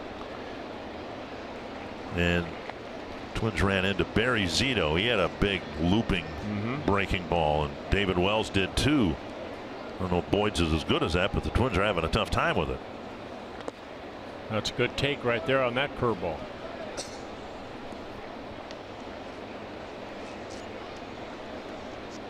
One and two now to Polanco. The Twins have only one hit. Polanco's single in the first that went to right field, and then the double, or excuse me, the triple by Garver. 80 miles per hour, flipped foul.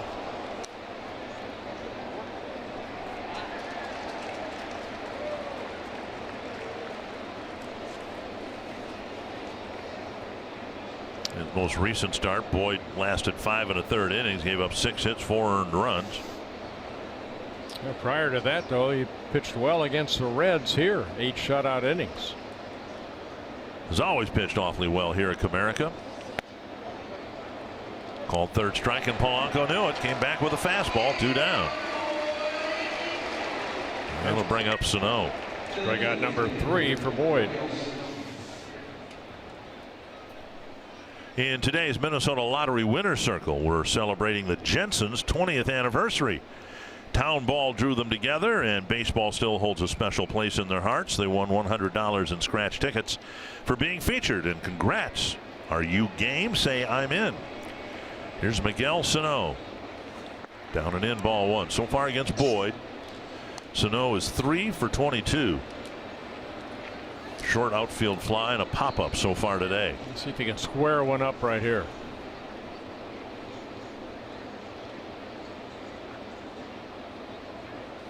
Inside to the backstop. A fastball that got yanked, almost hit Sano. Will be a wild pitch advancing Forsythe. Yeah, second wild pitch of the ball game for Boyd. They give him a pass ball. Wow. Okay. Fastball in. It looked like it hit the glove of Grinder. Got behind him. 2-0.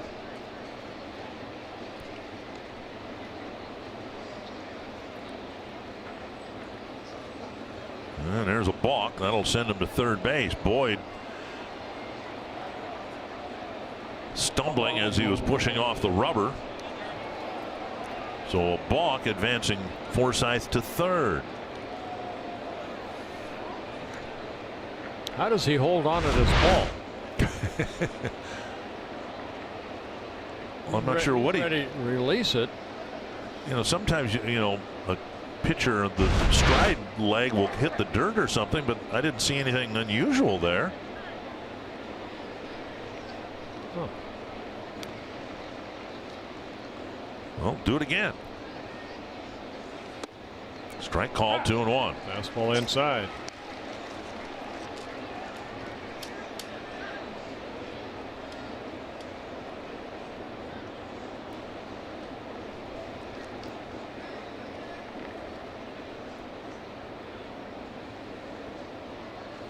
Right off the end of the bat. Fumbled by Adduci, and close play at first. And Sano is out. Oh, weird end of the inning. Sano hitting it right off the end of the bat for the third out, and it's still 3-1.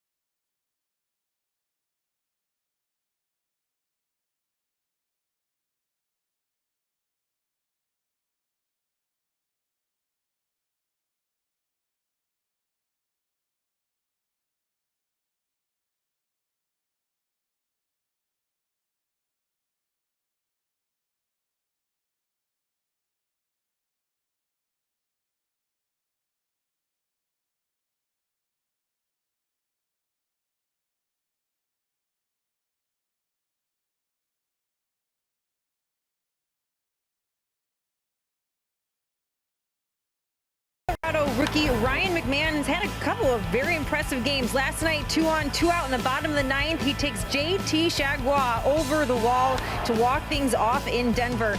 But the night before, it was a 2-run shot in the 7th. That was the game-winning home run. He's helped his team now climb a game and a half within the other 2 teams atop the National League West, guys. Yeah, the Rockies hanging in there. They're just a game and a half behind the Dodgers and the Diamondbacks. The Giants are only 6 games back in the National League West. 1 strike to Rodriguez. And now a ball. It'll be Rodriguez, Gerber, and Griner in the 6th facing Taylor Rogers. Rogers gave up a short fly ball that drove in a run, and then he got Adduci on a ground ball. Cole Stewart sailing through 4, but then he ran into some trouble and some bad luck in the 5th inning. 2-1.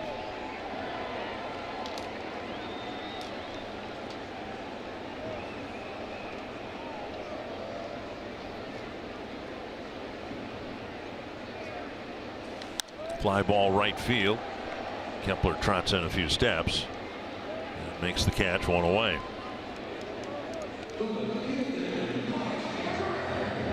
And Mike Gerber will bat. He was 0 for 2 against Stewart. All right, what'd you think of Cole Stewart? Well, I thought he pitched well, especially the first 4 innings, and then, you know, I just left some couple pitches up. I thought he pitched well. I think he'll get another opportunity. A couple double plays turned behind him. How about you? He looked good to me, but you know, I'm not a former big league pitcher. I mean, you got, you know, pitch to contact still works, right? I mean, you don't have to try to strike a man out every inning. Had some quick innings. Nice stop at first by Austin. And Rogers right where he's supposed to be, 2 down. Yeah, nice defensive play. I think we saw it in game 1 with Santana and Zimmerman, 2 guys that aren't going, 95, 96. Right. I think Stewart, what I saw of him today, relies on sinking fastball. Most of the balls hit into the ground. Even the base hits just found holes. Paul Molitor coming to the mound, and Rogers' day might be done after a nice fielding play. Rogers faced 4 men, got 4 outs, can't do much better than that. It's 3-1 Detroit.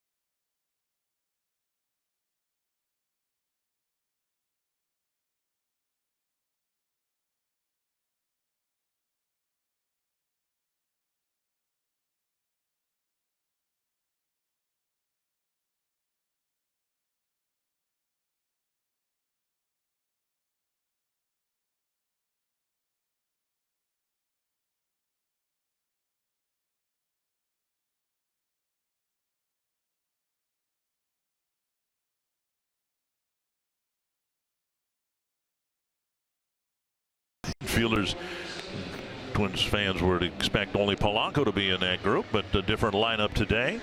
Join us on Tuesday for a special 1-hour show, Twins Live Batting Practice. Neat idea if you're wondering what batting practice looks like. We will be televising it, an all-access look at the Twins prep for their matchup with Pittsburgh. Anthony, Roy, and Tim will break it down and have live interviews with players on the field. Twins Live Batting Practice, Tuesday at 4:30 p.m. Tyler Duffy coming in. He just recalled for the 3rd time just the other day. Fly ball to center field. And waiting for it is Cave. And Duffy gets his first out on his first pitch.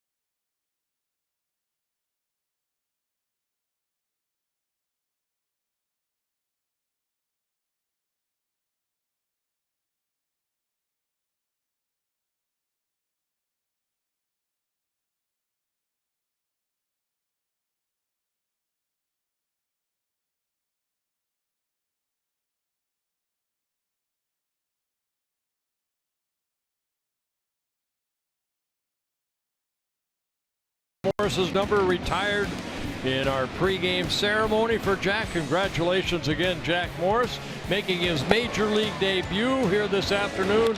Cole Stewart, 4 1/3 innings, ran trouble in the 5th inning. All 3 runs were scored against him, but a lot of balls on the ground. And Matthew Boyd, his afternoon is done. 6 innings, only 2 hits allowed.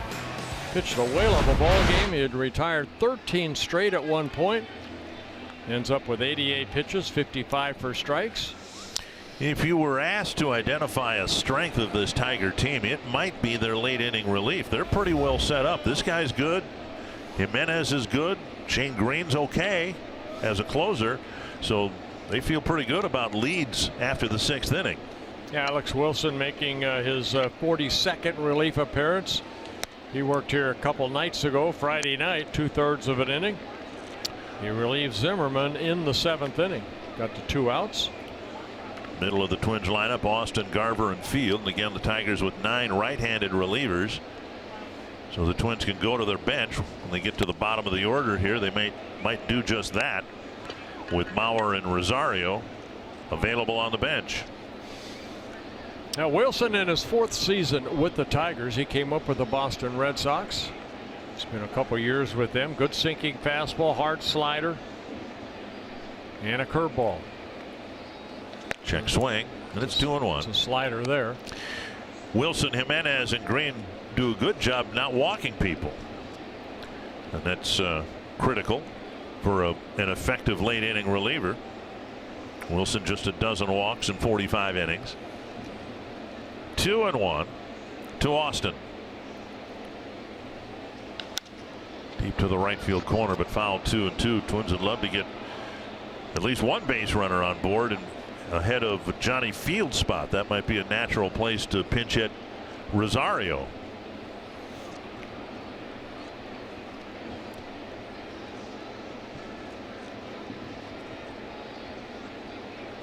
Two and two.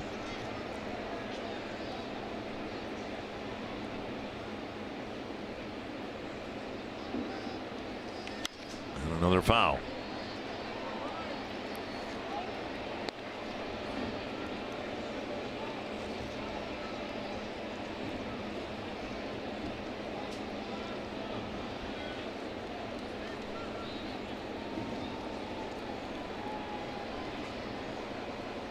Another 2-2 coming to Austin, and another foul ball. You can see Austin, yeah, he does strike out a lot, but boy, he has that short, compact swing, very strong. I like your comp of Josh Willingham. Very similar body types, swings.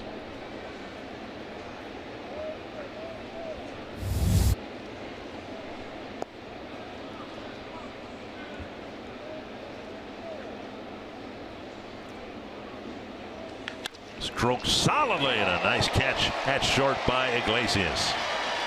Leaning to his right, a nice catch of a wicked line drive, one away. Tell you what, that man can play some short. StatCast AI powered by AWS, and we'll take another look at Mitch Garver's 5th big league triple. Yeah, straightaway center. Jones for a second looked like he kind of glided. Okay, I can catch it, and then leaped up at the last second and tumbled, and Garver hitting his 2nd triple of the year. He later scored the only run for the Twins off the bat of Field with a sacrifice fly. Then he hit a fly ball in the 4th to Reyes, who's replaced Jones in center field. First pitch strike. Good breaking ball right there. Curveball for strike 1.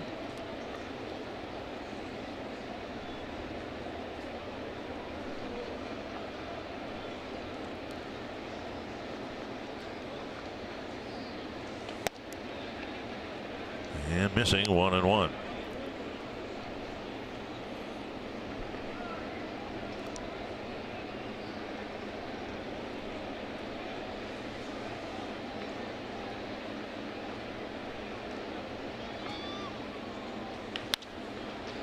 Right to the second baseman, Rodriguez. 2 down. MLB.TV is now available at a lower price. For $49.99, you can watch every out-of-market regular season game, plus get a free subscription for MLB At Bat Premium. Blackout, other restrictions apply. Visit MLB.TV and take advantage of the special offer. Base is empty. Field will hit. with Kepler on deck. Taken low, ball one.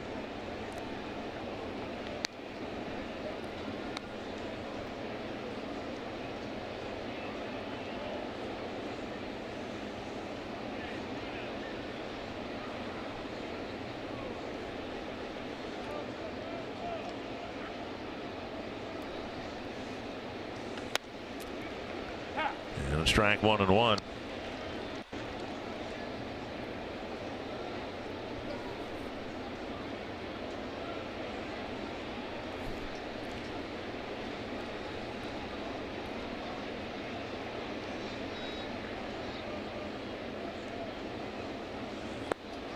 Field with a swing and a miss, 1-2.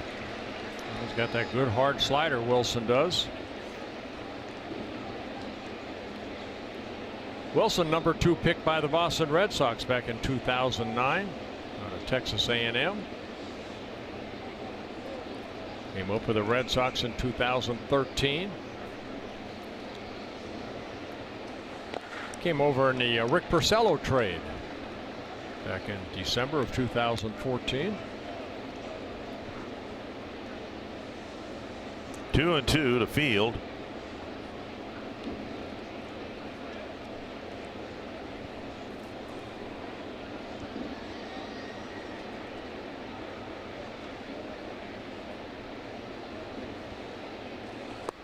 Field strikes out. It's a 1-2-3 seventh for Wilson.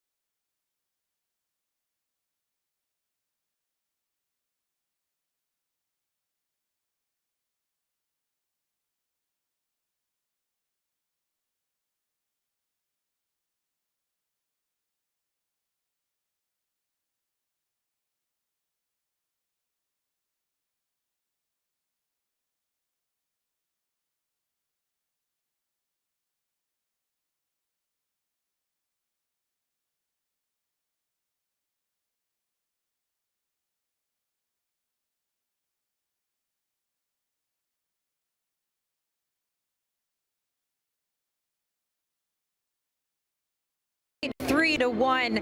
We often talk about career milestones, but Tyler Austin has a big personal one coming up. He's approaching 10 years cancer-free. When he was 17, he was diagnosed with testicular cancer, believe it or not. He was feeling pain and discomfort, but he admits that he was a bit embarrassed to talk to his parents about it at first, but eventually the pain got so bad. And luckily, he did go talk to his parents as they went to the doctor and realized he had cancer, but they caught it early. He didn't have to go through chemo or radiation. He underwent some surgery. Luckily enough, the recovery wasn't so bad. He was actually back playing baseball just a couple of weeks later. He says something like that completely puts things in perspective. And now, as a professional athlete, he realizes he has the opportunity to make sure other people realize how important it is to trust your gut. And for young athletes to not be embarrassed to talk about things like that. If something doesn't feel right, it's important to go see a doctor, talk to your parents. He wants young athletes to realize that you need to pay attention to your own body, guys. Well, thank you. It's good to get to know a little bit more about Tyler Austin, and the hopes that he'll be a fixture in the Twins lineup for a while. Tyler Duffy got the final out of the 6th, and now he'll face Victor Reyes to start the 7th.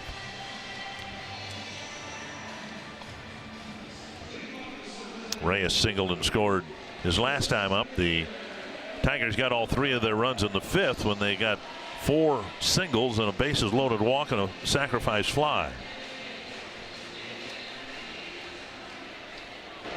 Yeah, just not much Twins offense here this afternoon. Only 2 hits, and both hits coming in the first 2 innings. Slow breaking ball drops over. Duffy, as you said, has gone back and forth, and he hopes to stay for the balance of the season.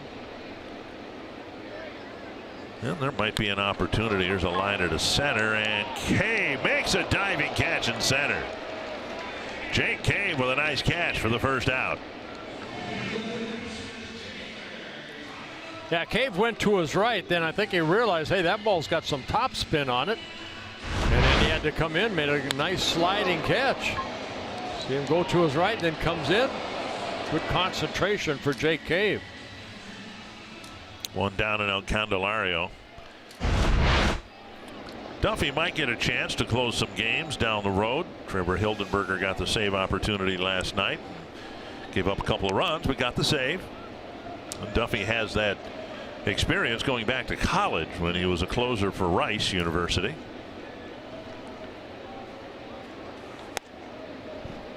One and one.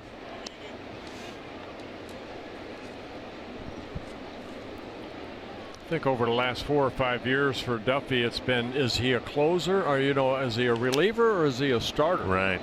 And now basically they said, okay, you are out of the bullpen.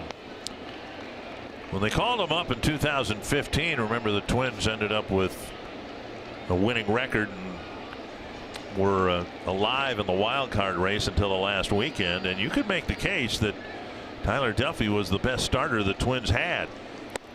Candelario strikes out with that breaking ball. 10 starts, an ERA of 3.10. And he, back then and through his minor league career, has done a great job keeping the ball in the ballpark. Well, good hard breaking ball, great location right there. Picks up a strikeout. Replay for Tyler. Brought to you by Carrier. Before his call up in 2015, he had 138 innings, and he only gave up 1 home run in the minor leagues, and then had to make his debut at the Rogers Center against the Blue Jays, and he gave up a couple of them right out of the chute. And only 4 though for the season in 56 innings. Swung on and missed, 1-1.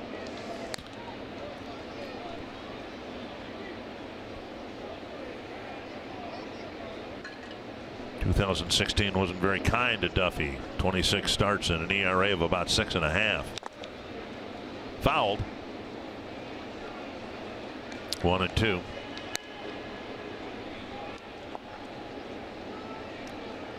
Twins bullpen's been perfect so far. Rogers faced 4 men and retired them all. Duffy's faced 3 and gotten 3 outs. There's the 8th inning guy, Joe Jimenez.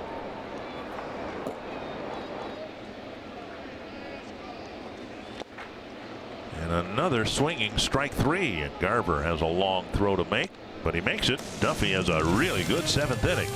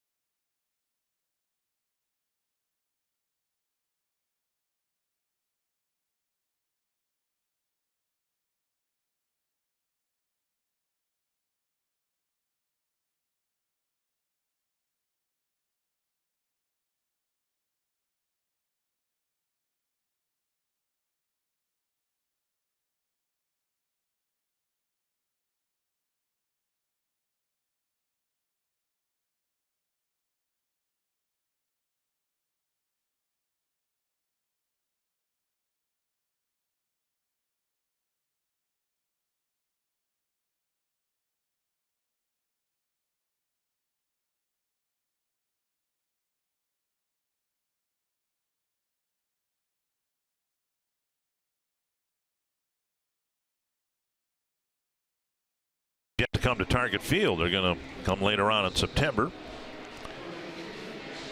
And Max Kepler will lead off the 8th inning here against Joe Jimenez, who's been really good as a setup guy for the Tigers. Yeah, Jimenez worked here on Friday night, 1 shutout inning, 13 pitches, making his 54th relief appearance. 15 walks in 49 1/3 innings, and 3 of those intentional, 55 strikeouts. Jimenez fastball in the upper 90s, slider, changeup. Kepler lifts it high and deep to right field. Back to the wall is Goodrum, and gone. A home run for Kepler, who nearly hit one back in the 5th inning. Kepler's 15th, and it's 3-2. They jumped on that first pitch, the fastball. And Jimenez giving up his 4th home run of the year. So Max Kepler gets a fastball down. Ball had some air time. Goodrum goes back in right field. He runs out of room. Now Adrianza goes after the first pitch and rolls it right to Adduci, and Adrianza's gone on 1 pitch. That'll bring up Cave.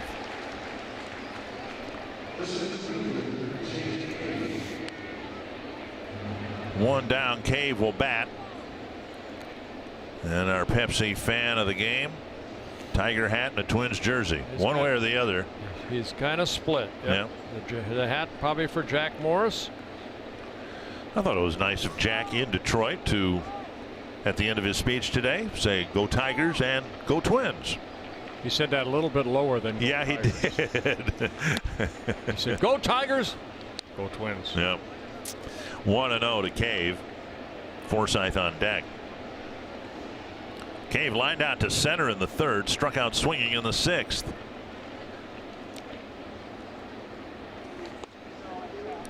Two and 0.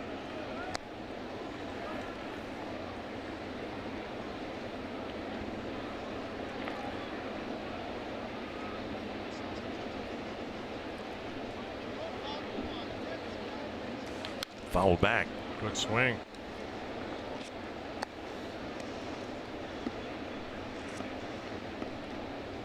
Twins have just 3 hits. Polanco's soft single to right field in the 1st. Garver's triple off the glove of Jones in the 2nd, and now Kepler's home run in the 8th. And we need a double right here by Cave to hit for the cycle. Yeah. 2-2.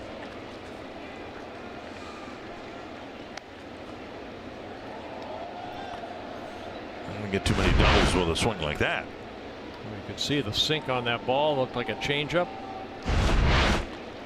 2-2. And then he chases. 2nd out of the inning, and that'll bring up Forsythe. Yeah, 96-mile-an-hour fastball up in the strike zone. Cave goes down swinging. This copyrighted telecast presented by authority of the Minnesota Twins and may not be reproduced or retransmitted in any form. And the accounts and descriptions of this game may not be disseminated without the express written consent of the Minnesota Twins, LLC. Forsythe with a line out to left, a fly ball to right, and then he drew a walk in the 6th. Fouled back, a strike. Eventually Jimenez will be the Tiger closer, but they want him to evolve into that. He's been really good in the role that he's in, and Ron Gardenhire has said on a number of occasions they just want to leave him where he's at now. And up the middle, and Forsythe has another single with 2 outs in the 8th. That'll get Polanco to the plate. They jumped on that high fastball, 2nd hit of the inning. 15 hits and 37 at bats for Logan Forsythe since the trade, and a 10-game hitting streak. Polanco will bat from his preferred side, 1 for 3 today as a right-handed batter.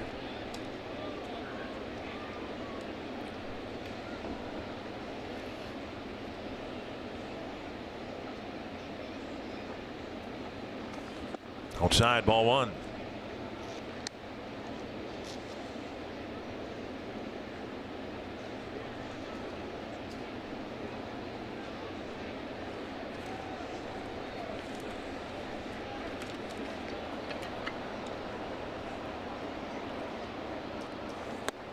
an in 2-0.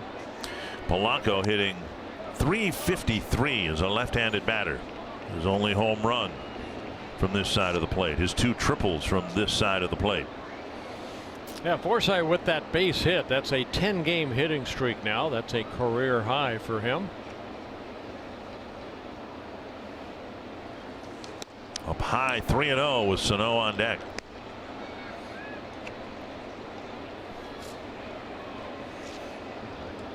Nice crowd here this afternoon. 30,105.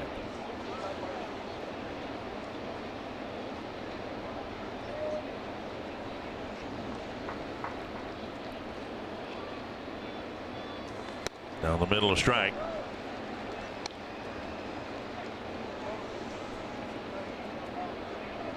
Bauer with the helmet on. Might hit for Austin whenever his spot comes up, hopefully this inning. 3-2. He came back with 2 fastballs. Forsythe will be held on, we believe. Well, it looks like Adduci's going to now play behind the runner. Forsythe will take off with the pitch.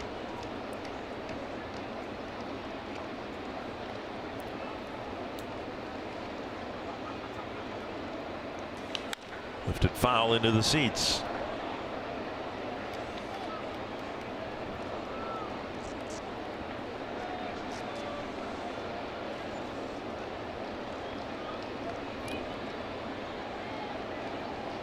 Polanco has drawn a few walks this year. 14 of them and 135 at bats. See if they get one airborne like Kepler did. Fouled back again. Wrong way.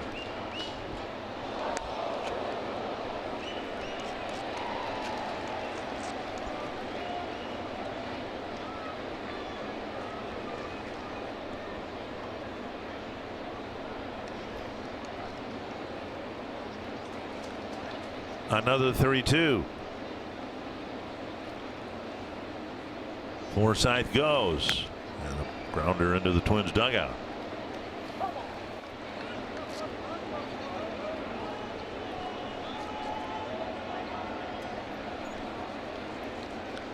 Well, Jimenez challenging him with that fastball.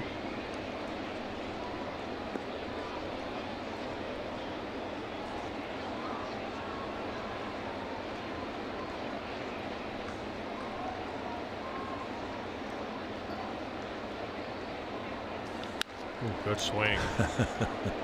Went to his knee. Fouled straight back.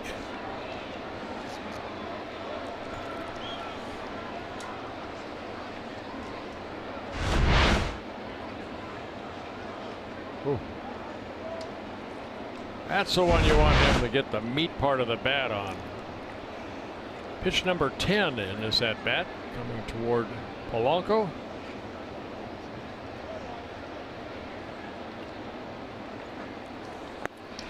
Threw him a breaking ball, got him. The Twins get one on the Kepler home run. It's 3-2 going to the bottom of the 8th.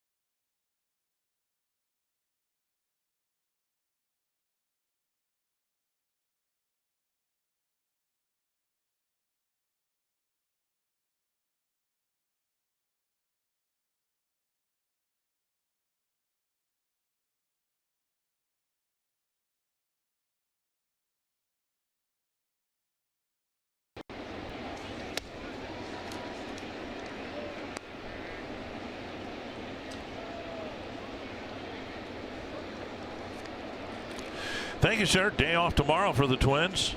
Tyler Duffy trying to get through the 8th inning with just 3 pitchers used. The starter, Cole Stewart. Twins bullpen's been really good. 8 men up, 8 men have been retired. Last guy to reach base was Goodrum with a bases loaded walk, and now Duffy falls behind 3-0.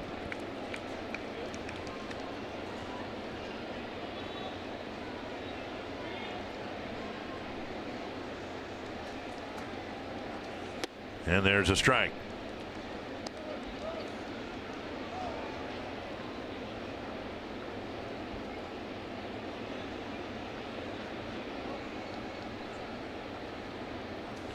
Swinging a foul, 3-2.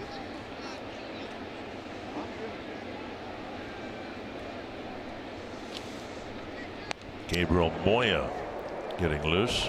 Duffy might not be in there to get all 3 outs. We have a delay at home plate here for some reason.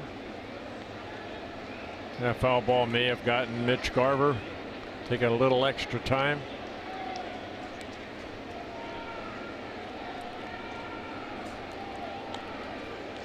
Full count to Goodrum.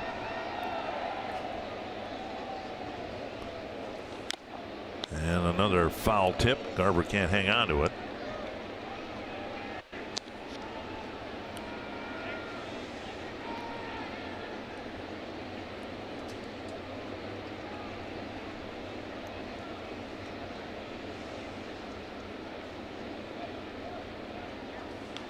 And a breaking ball fouled.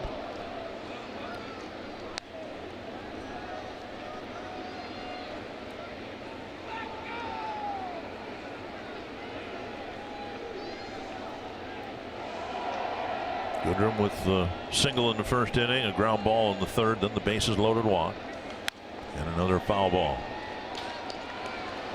Almost went into Mr. Kaline's booth. Oh, he would have caught it. All those Gold Gloves. Tiger closer Shane Green is up.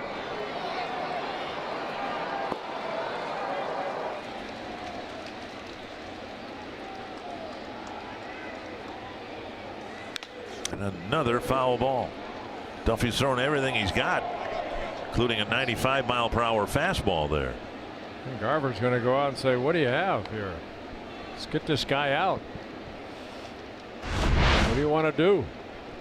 He's throwing a breaking ball off the mask of home plate umpire Fairchild. This is done as a courtesy to the umpire, but he still might charge him with a mound visit.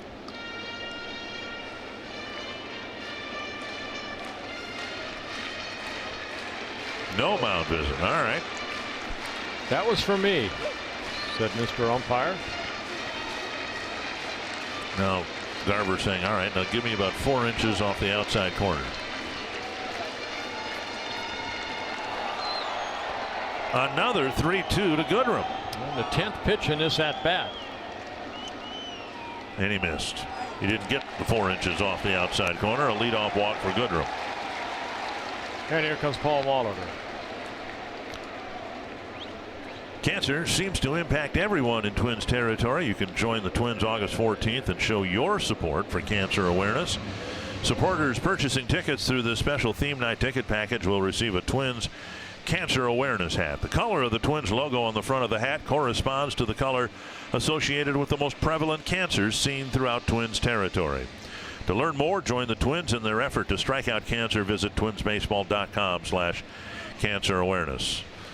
Twins will send Victor Martinez to the right-handed batter's box when they bring in Gabriel Moya.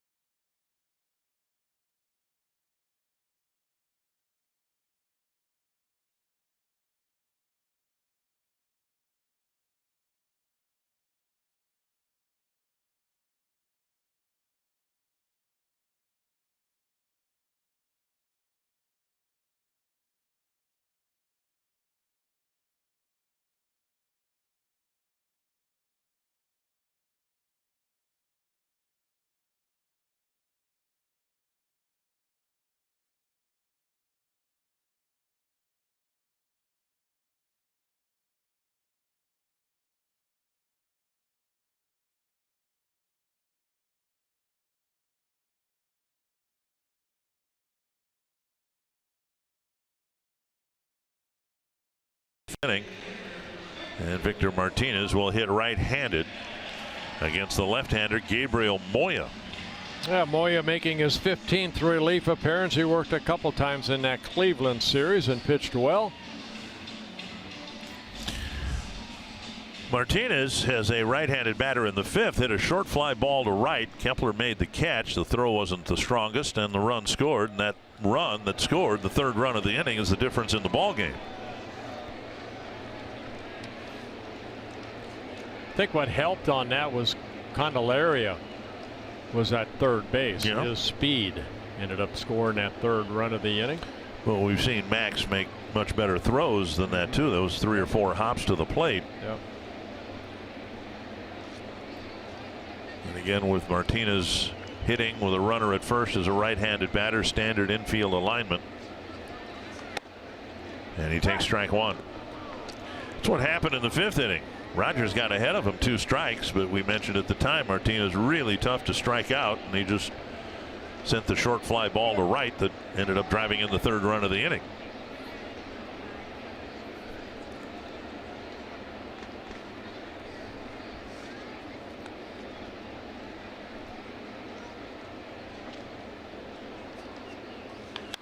Liner to left, right at field. Well hit ball for the first out.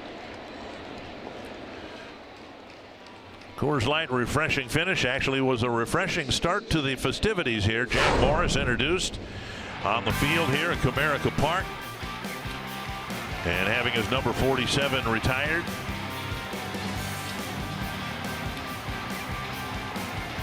Really nice program presented by the Tigers, and one that I know Jack was very touched with at that moment when he saw it. He said, you know, it wasn't the moment or the realization that, okay, there it is. It's just, it's going to be there forever. Yep. Here's a Ducey. Check swing foul, 1 strike. Yeah, nice moment for Jack Morris and his family. Yep. I don't understand the appeal to the 3rd baseman. Wasn't that a foul ball? I think the ball boy picked up the ball. Yeah, it's a foul ball. The home plate umpire Chad Fairchild said, well, did he go? And now Steve Little and the Tiger bench wondering what's going on. Goodrum took off for second, and he was standing at second base, but well, it's a pitch inside, and yeah, off the handle of the bat. Yep. So Fairchild made an appeal to 3rd base needlessly. 1 strike to a Ducey.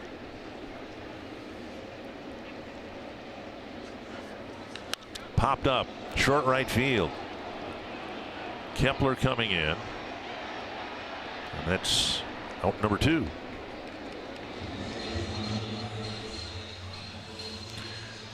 No, Moya doing a nice job. From his delivery to how efficient he's been here, he's like he's in a hurry, and everything is in a hurry with him. His delivery's quick, but his pitches aren't. His best pitch is the changeup, and he might throw 1 or 2 or 3 of them to Rodriguez here.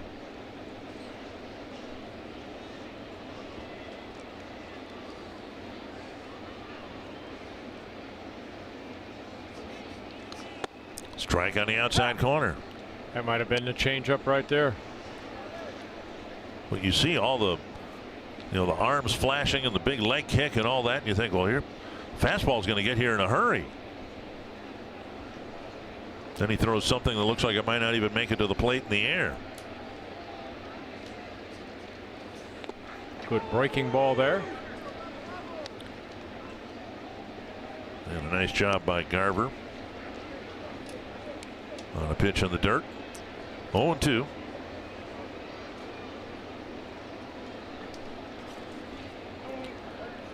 Twins are due to send up Sano, Austin, and Garver in the 9th. Only trying to get us there in a 1-run ball game.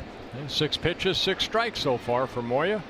Runner goes outside, and Garver can't get a handle on the ball out of the glove. So Goodrum, with 2 outs and 2 strikes, steals second.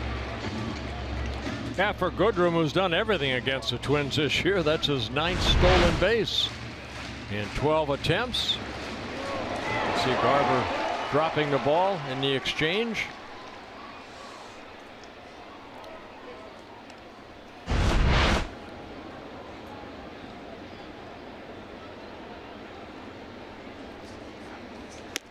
Checked his swing. Fastball sailing away. 2-2.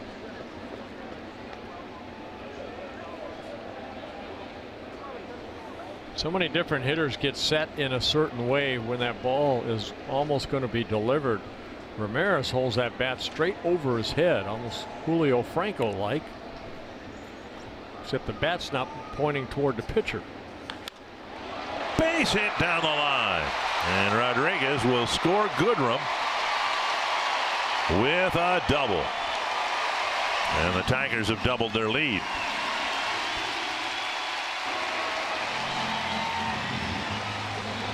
Well, the stolen base helped score the 4th run for the Tigers.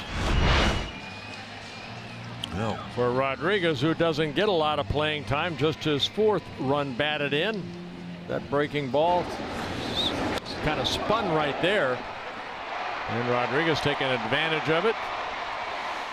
I don't know. I'll bet you Moya would tell you he probably threw that changeup, if it was a changeup, almost exactly where he wanted to, down and away. And Rodriguez reached across the plate and hooked it into the corner. 1 strike now to Gerber.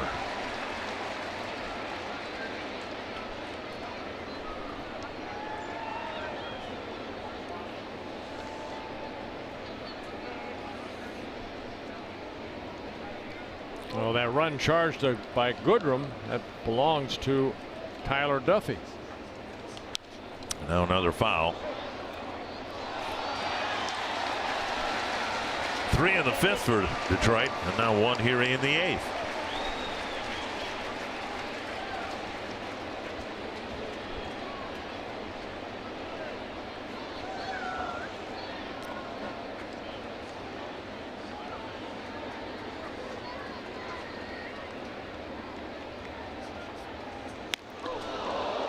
Up and in.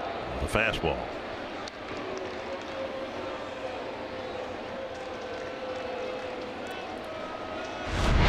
Sometimes you wonder how hitters can get out of the way right there. Barber able to get out of that way of that high fastball.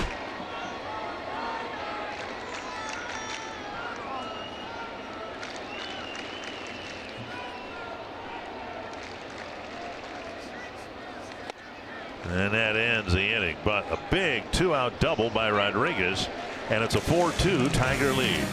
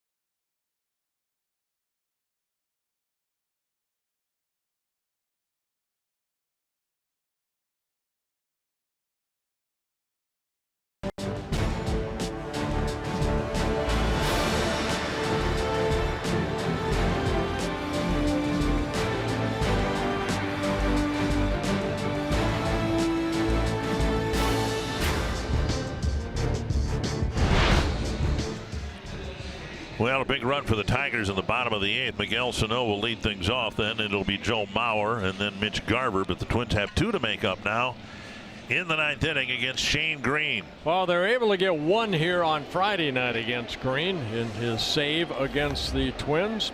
Picked up his 24th save, making his 50th relief appearance.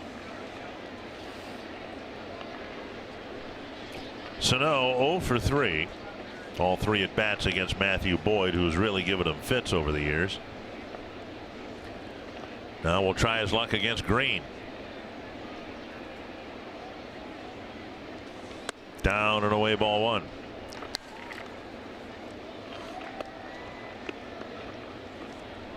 We said the 3 late inning guys when the Tigers had the lead have all done a pretty good job throwing strikes, including Green, just 14 walks in 48 innings. To center, hit a long way, but right there is the center fielder Reyes, 1 away. A bullet to center, 1 down. That'll bring up Mauer. And we mentioned the Twins have an off day tomorrow, and then haven't seen the Tigers since the first road trip of the year in early April, but they're coming to town for 2 with their new right-handed pitcher Chris Archer. A night game Tuesday and a day game on Wednesday. Here is Mauer.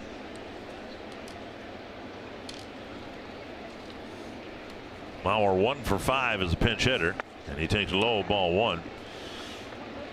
Twins haven't had much success at all off the bench. 11 hits in 73 at bats, and just 6 runs batted in. 1-0. And now a strike.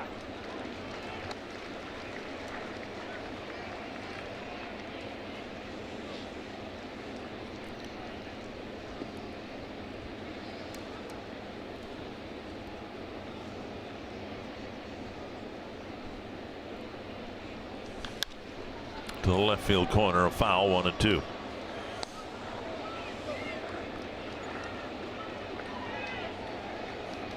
Robbie Grossman just 2 for 17 off the bench. Logan Morrison was 0 for 9.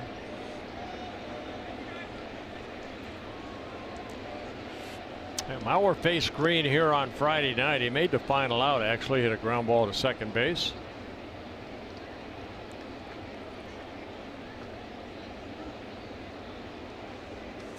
And he chases out number 2.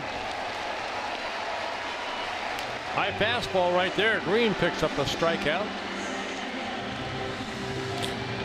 And Garber will try to keep the game alive for Rosario, who gets onto the on-deck circle. See Joe chase that pitch too often. Up.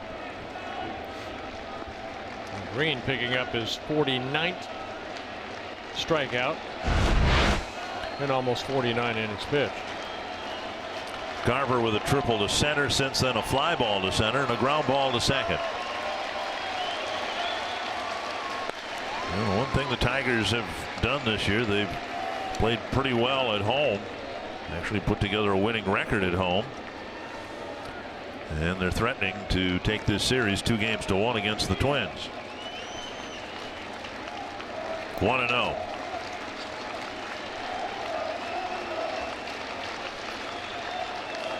Popped up. A lot of foul territory here. Adduci's over by the tarp. A foul ball, 1-1. Twins' last road series of the year will be in Oakland, where there's even more foul territory.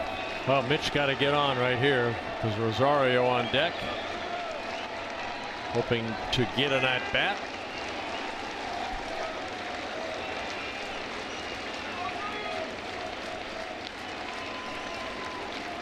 One and one. Popped up, backing out of play, 1-2.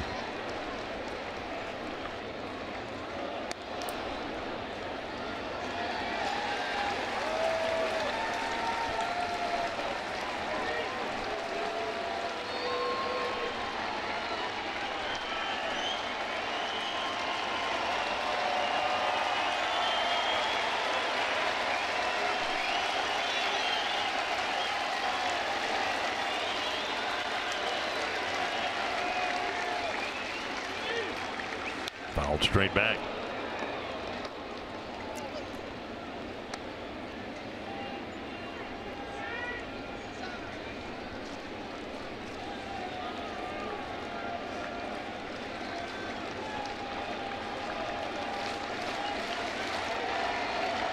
Garber trying to get aboard.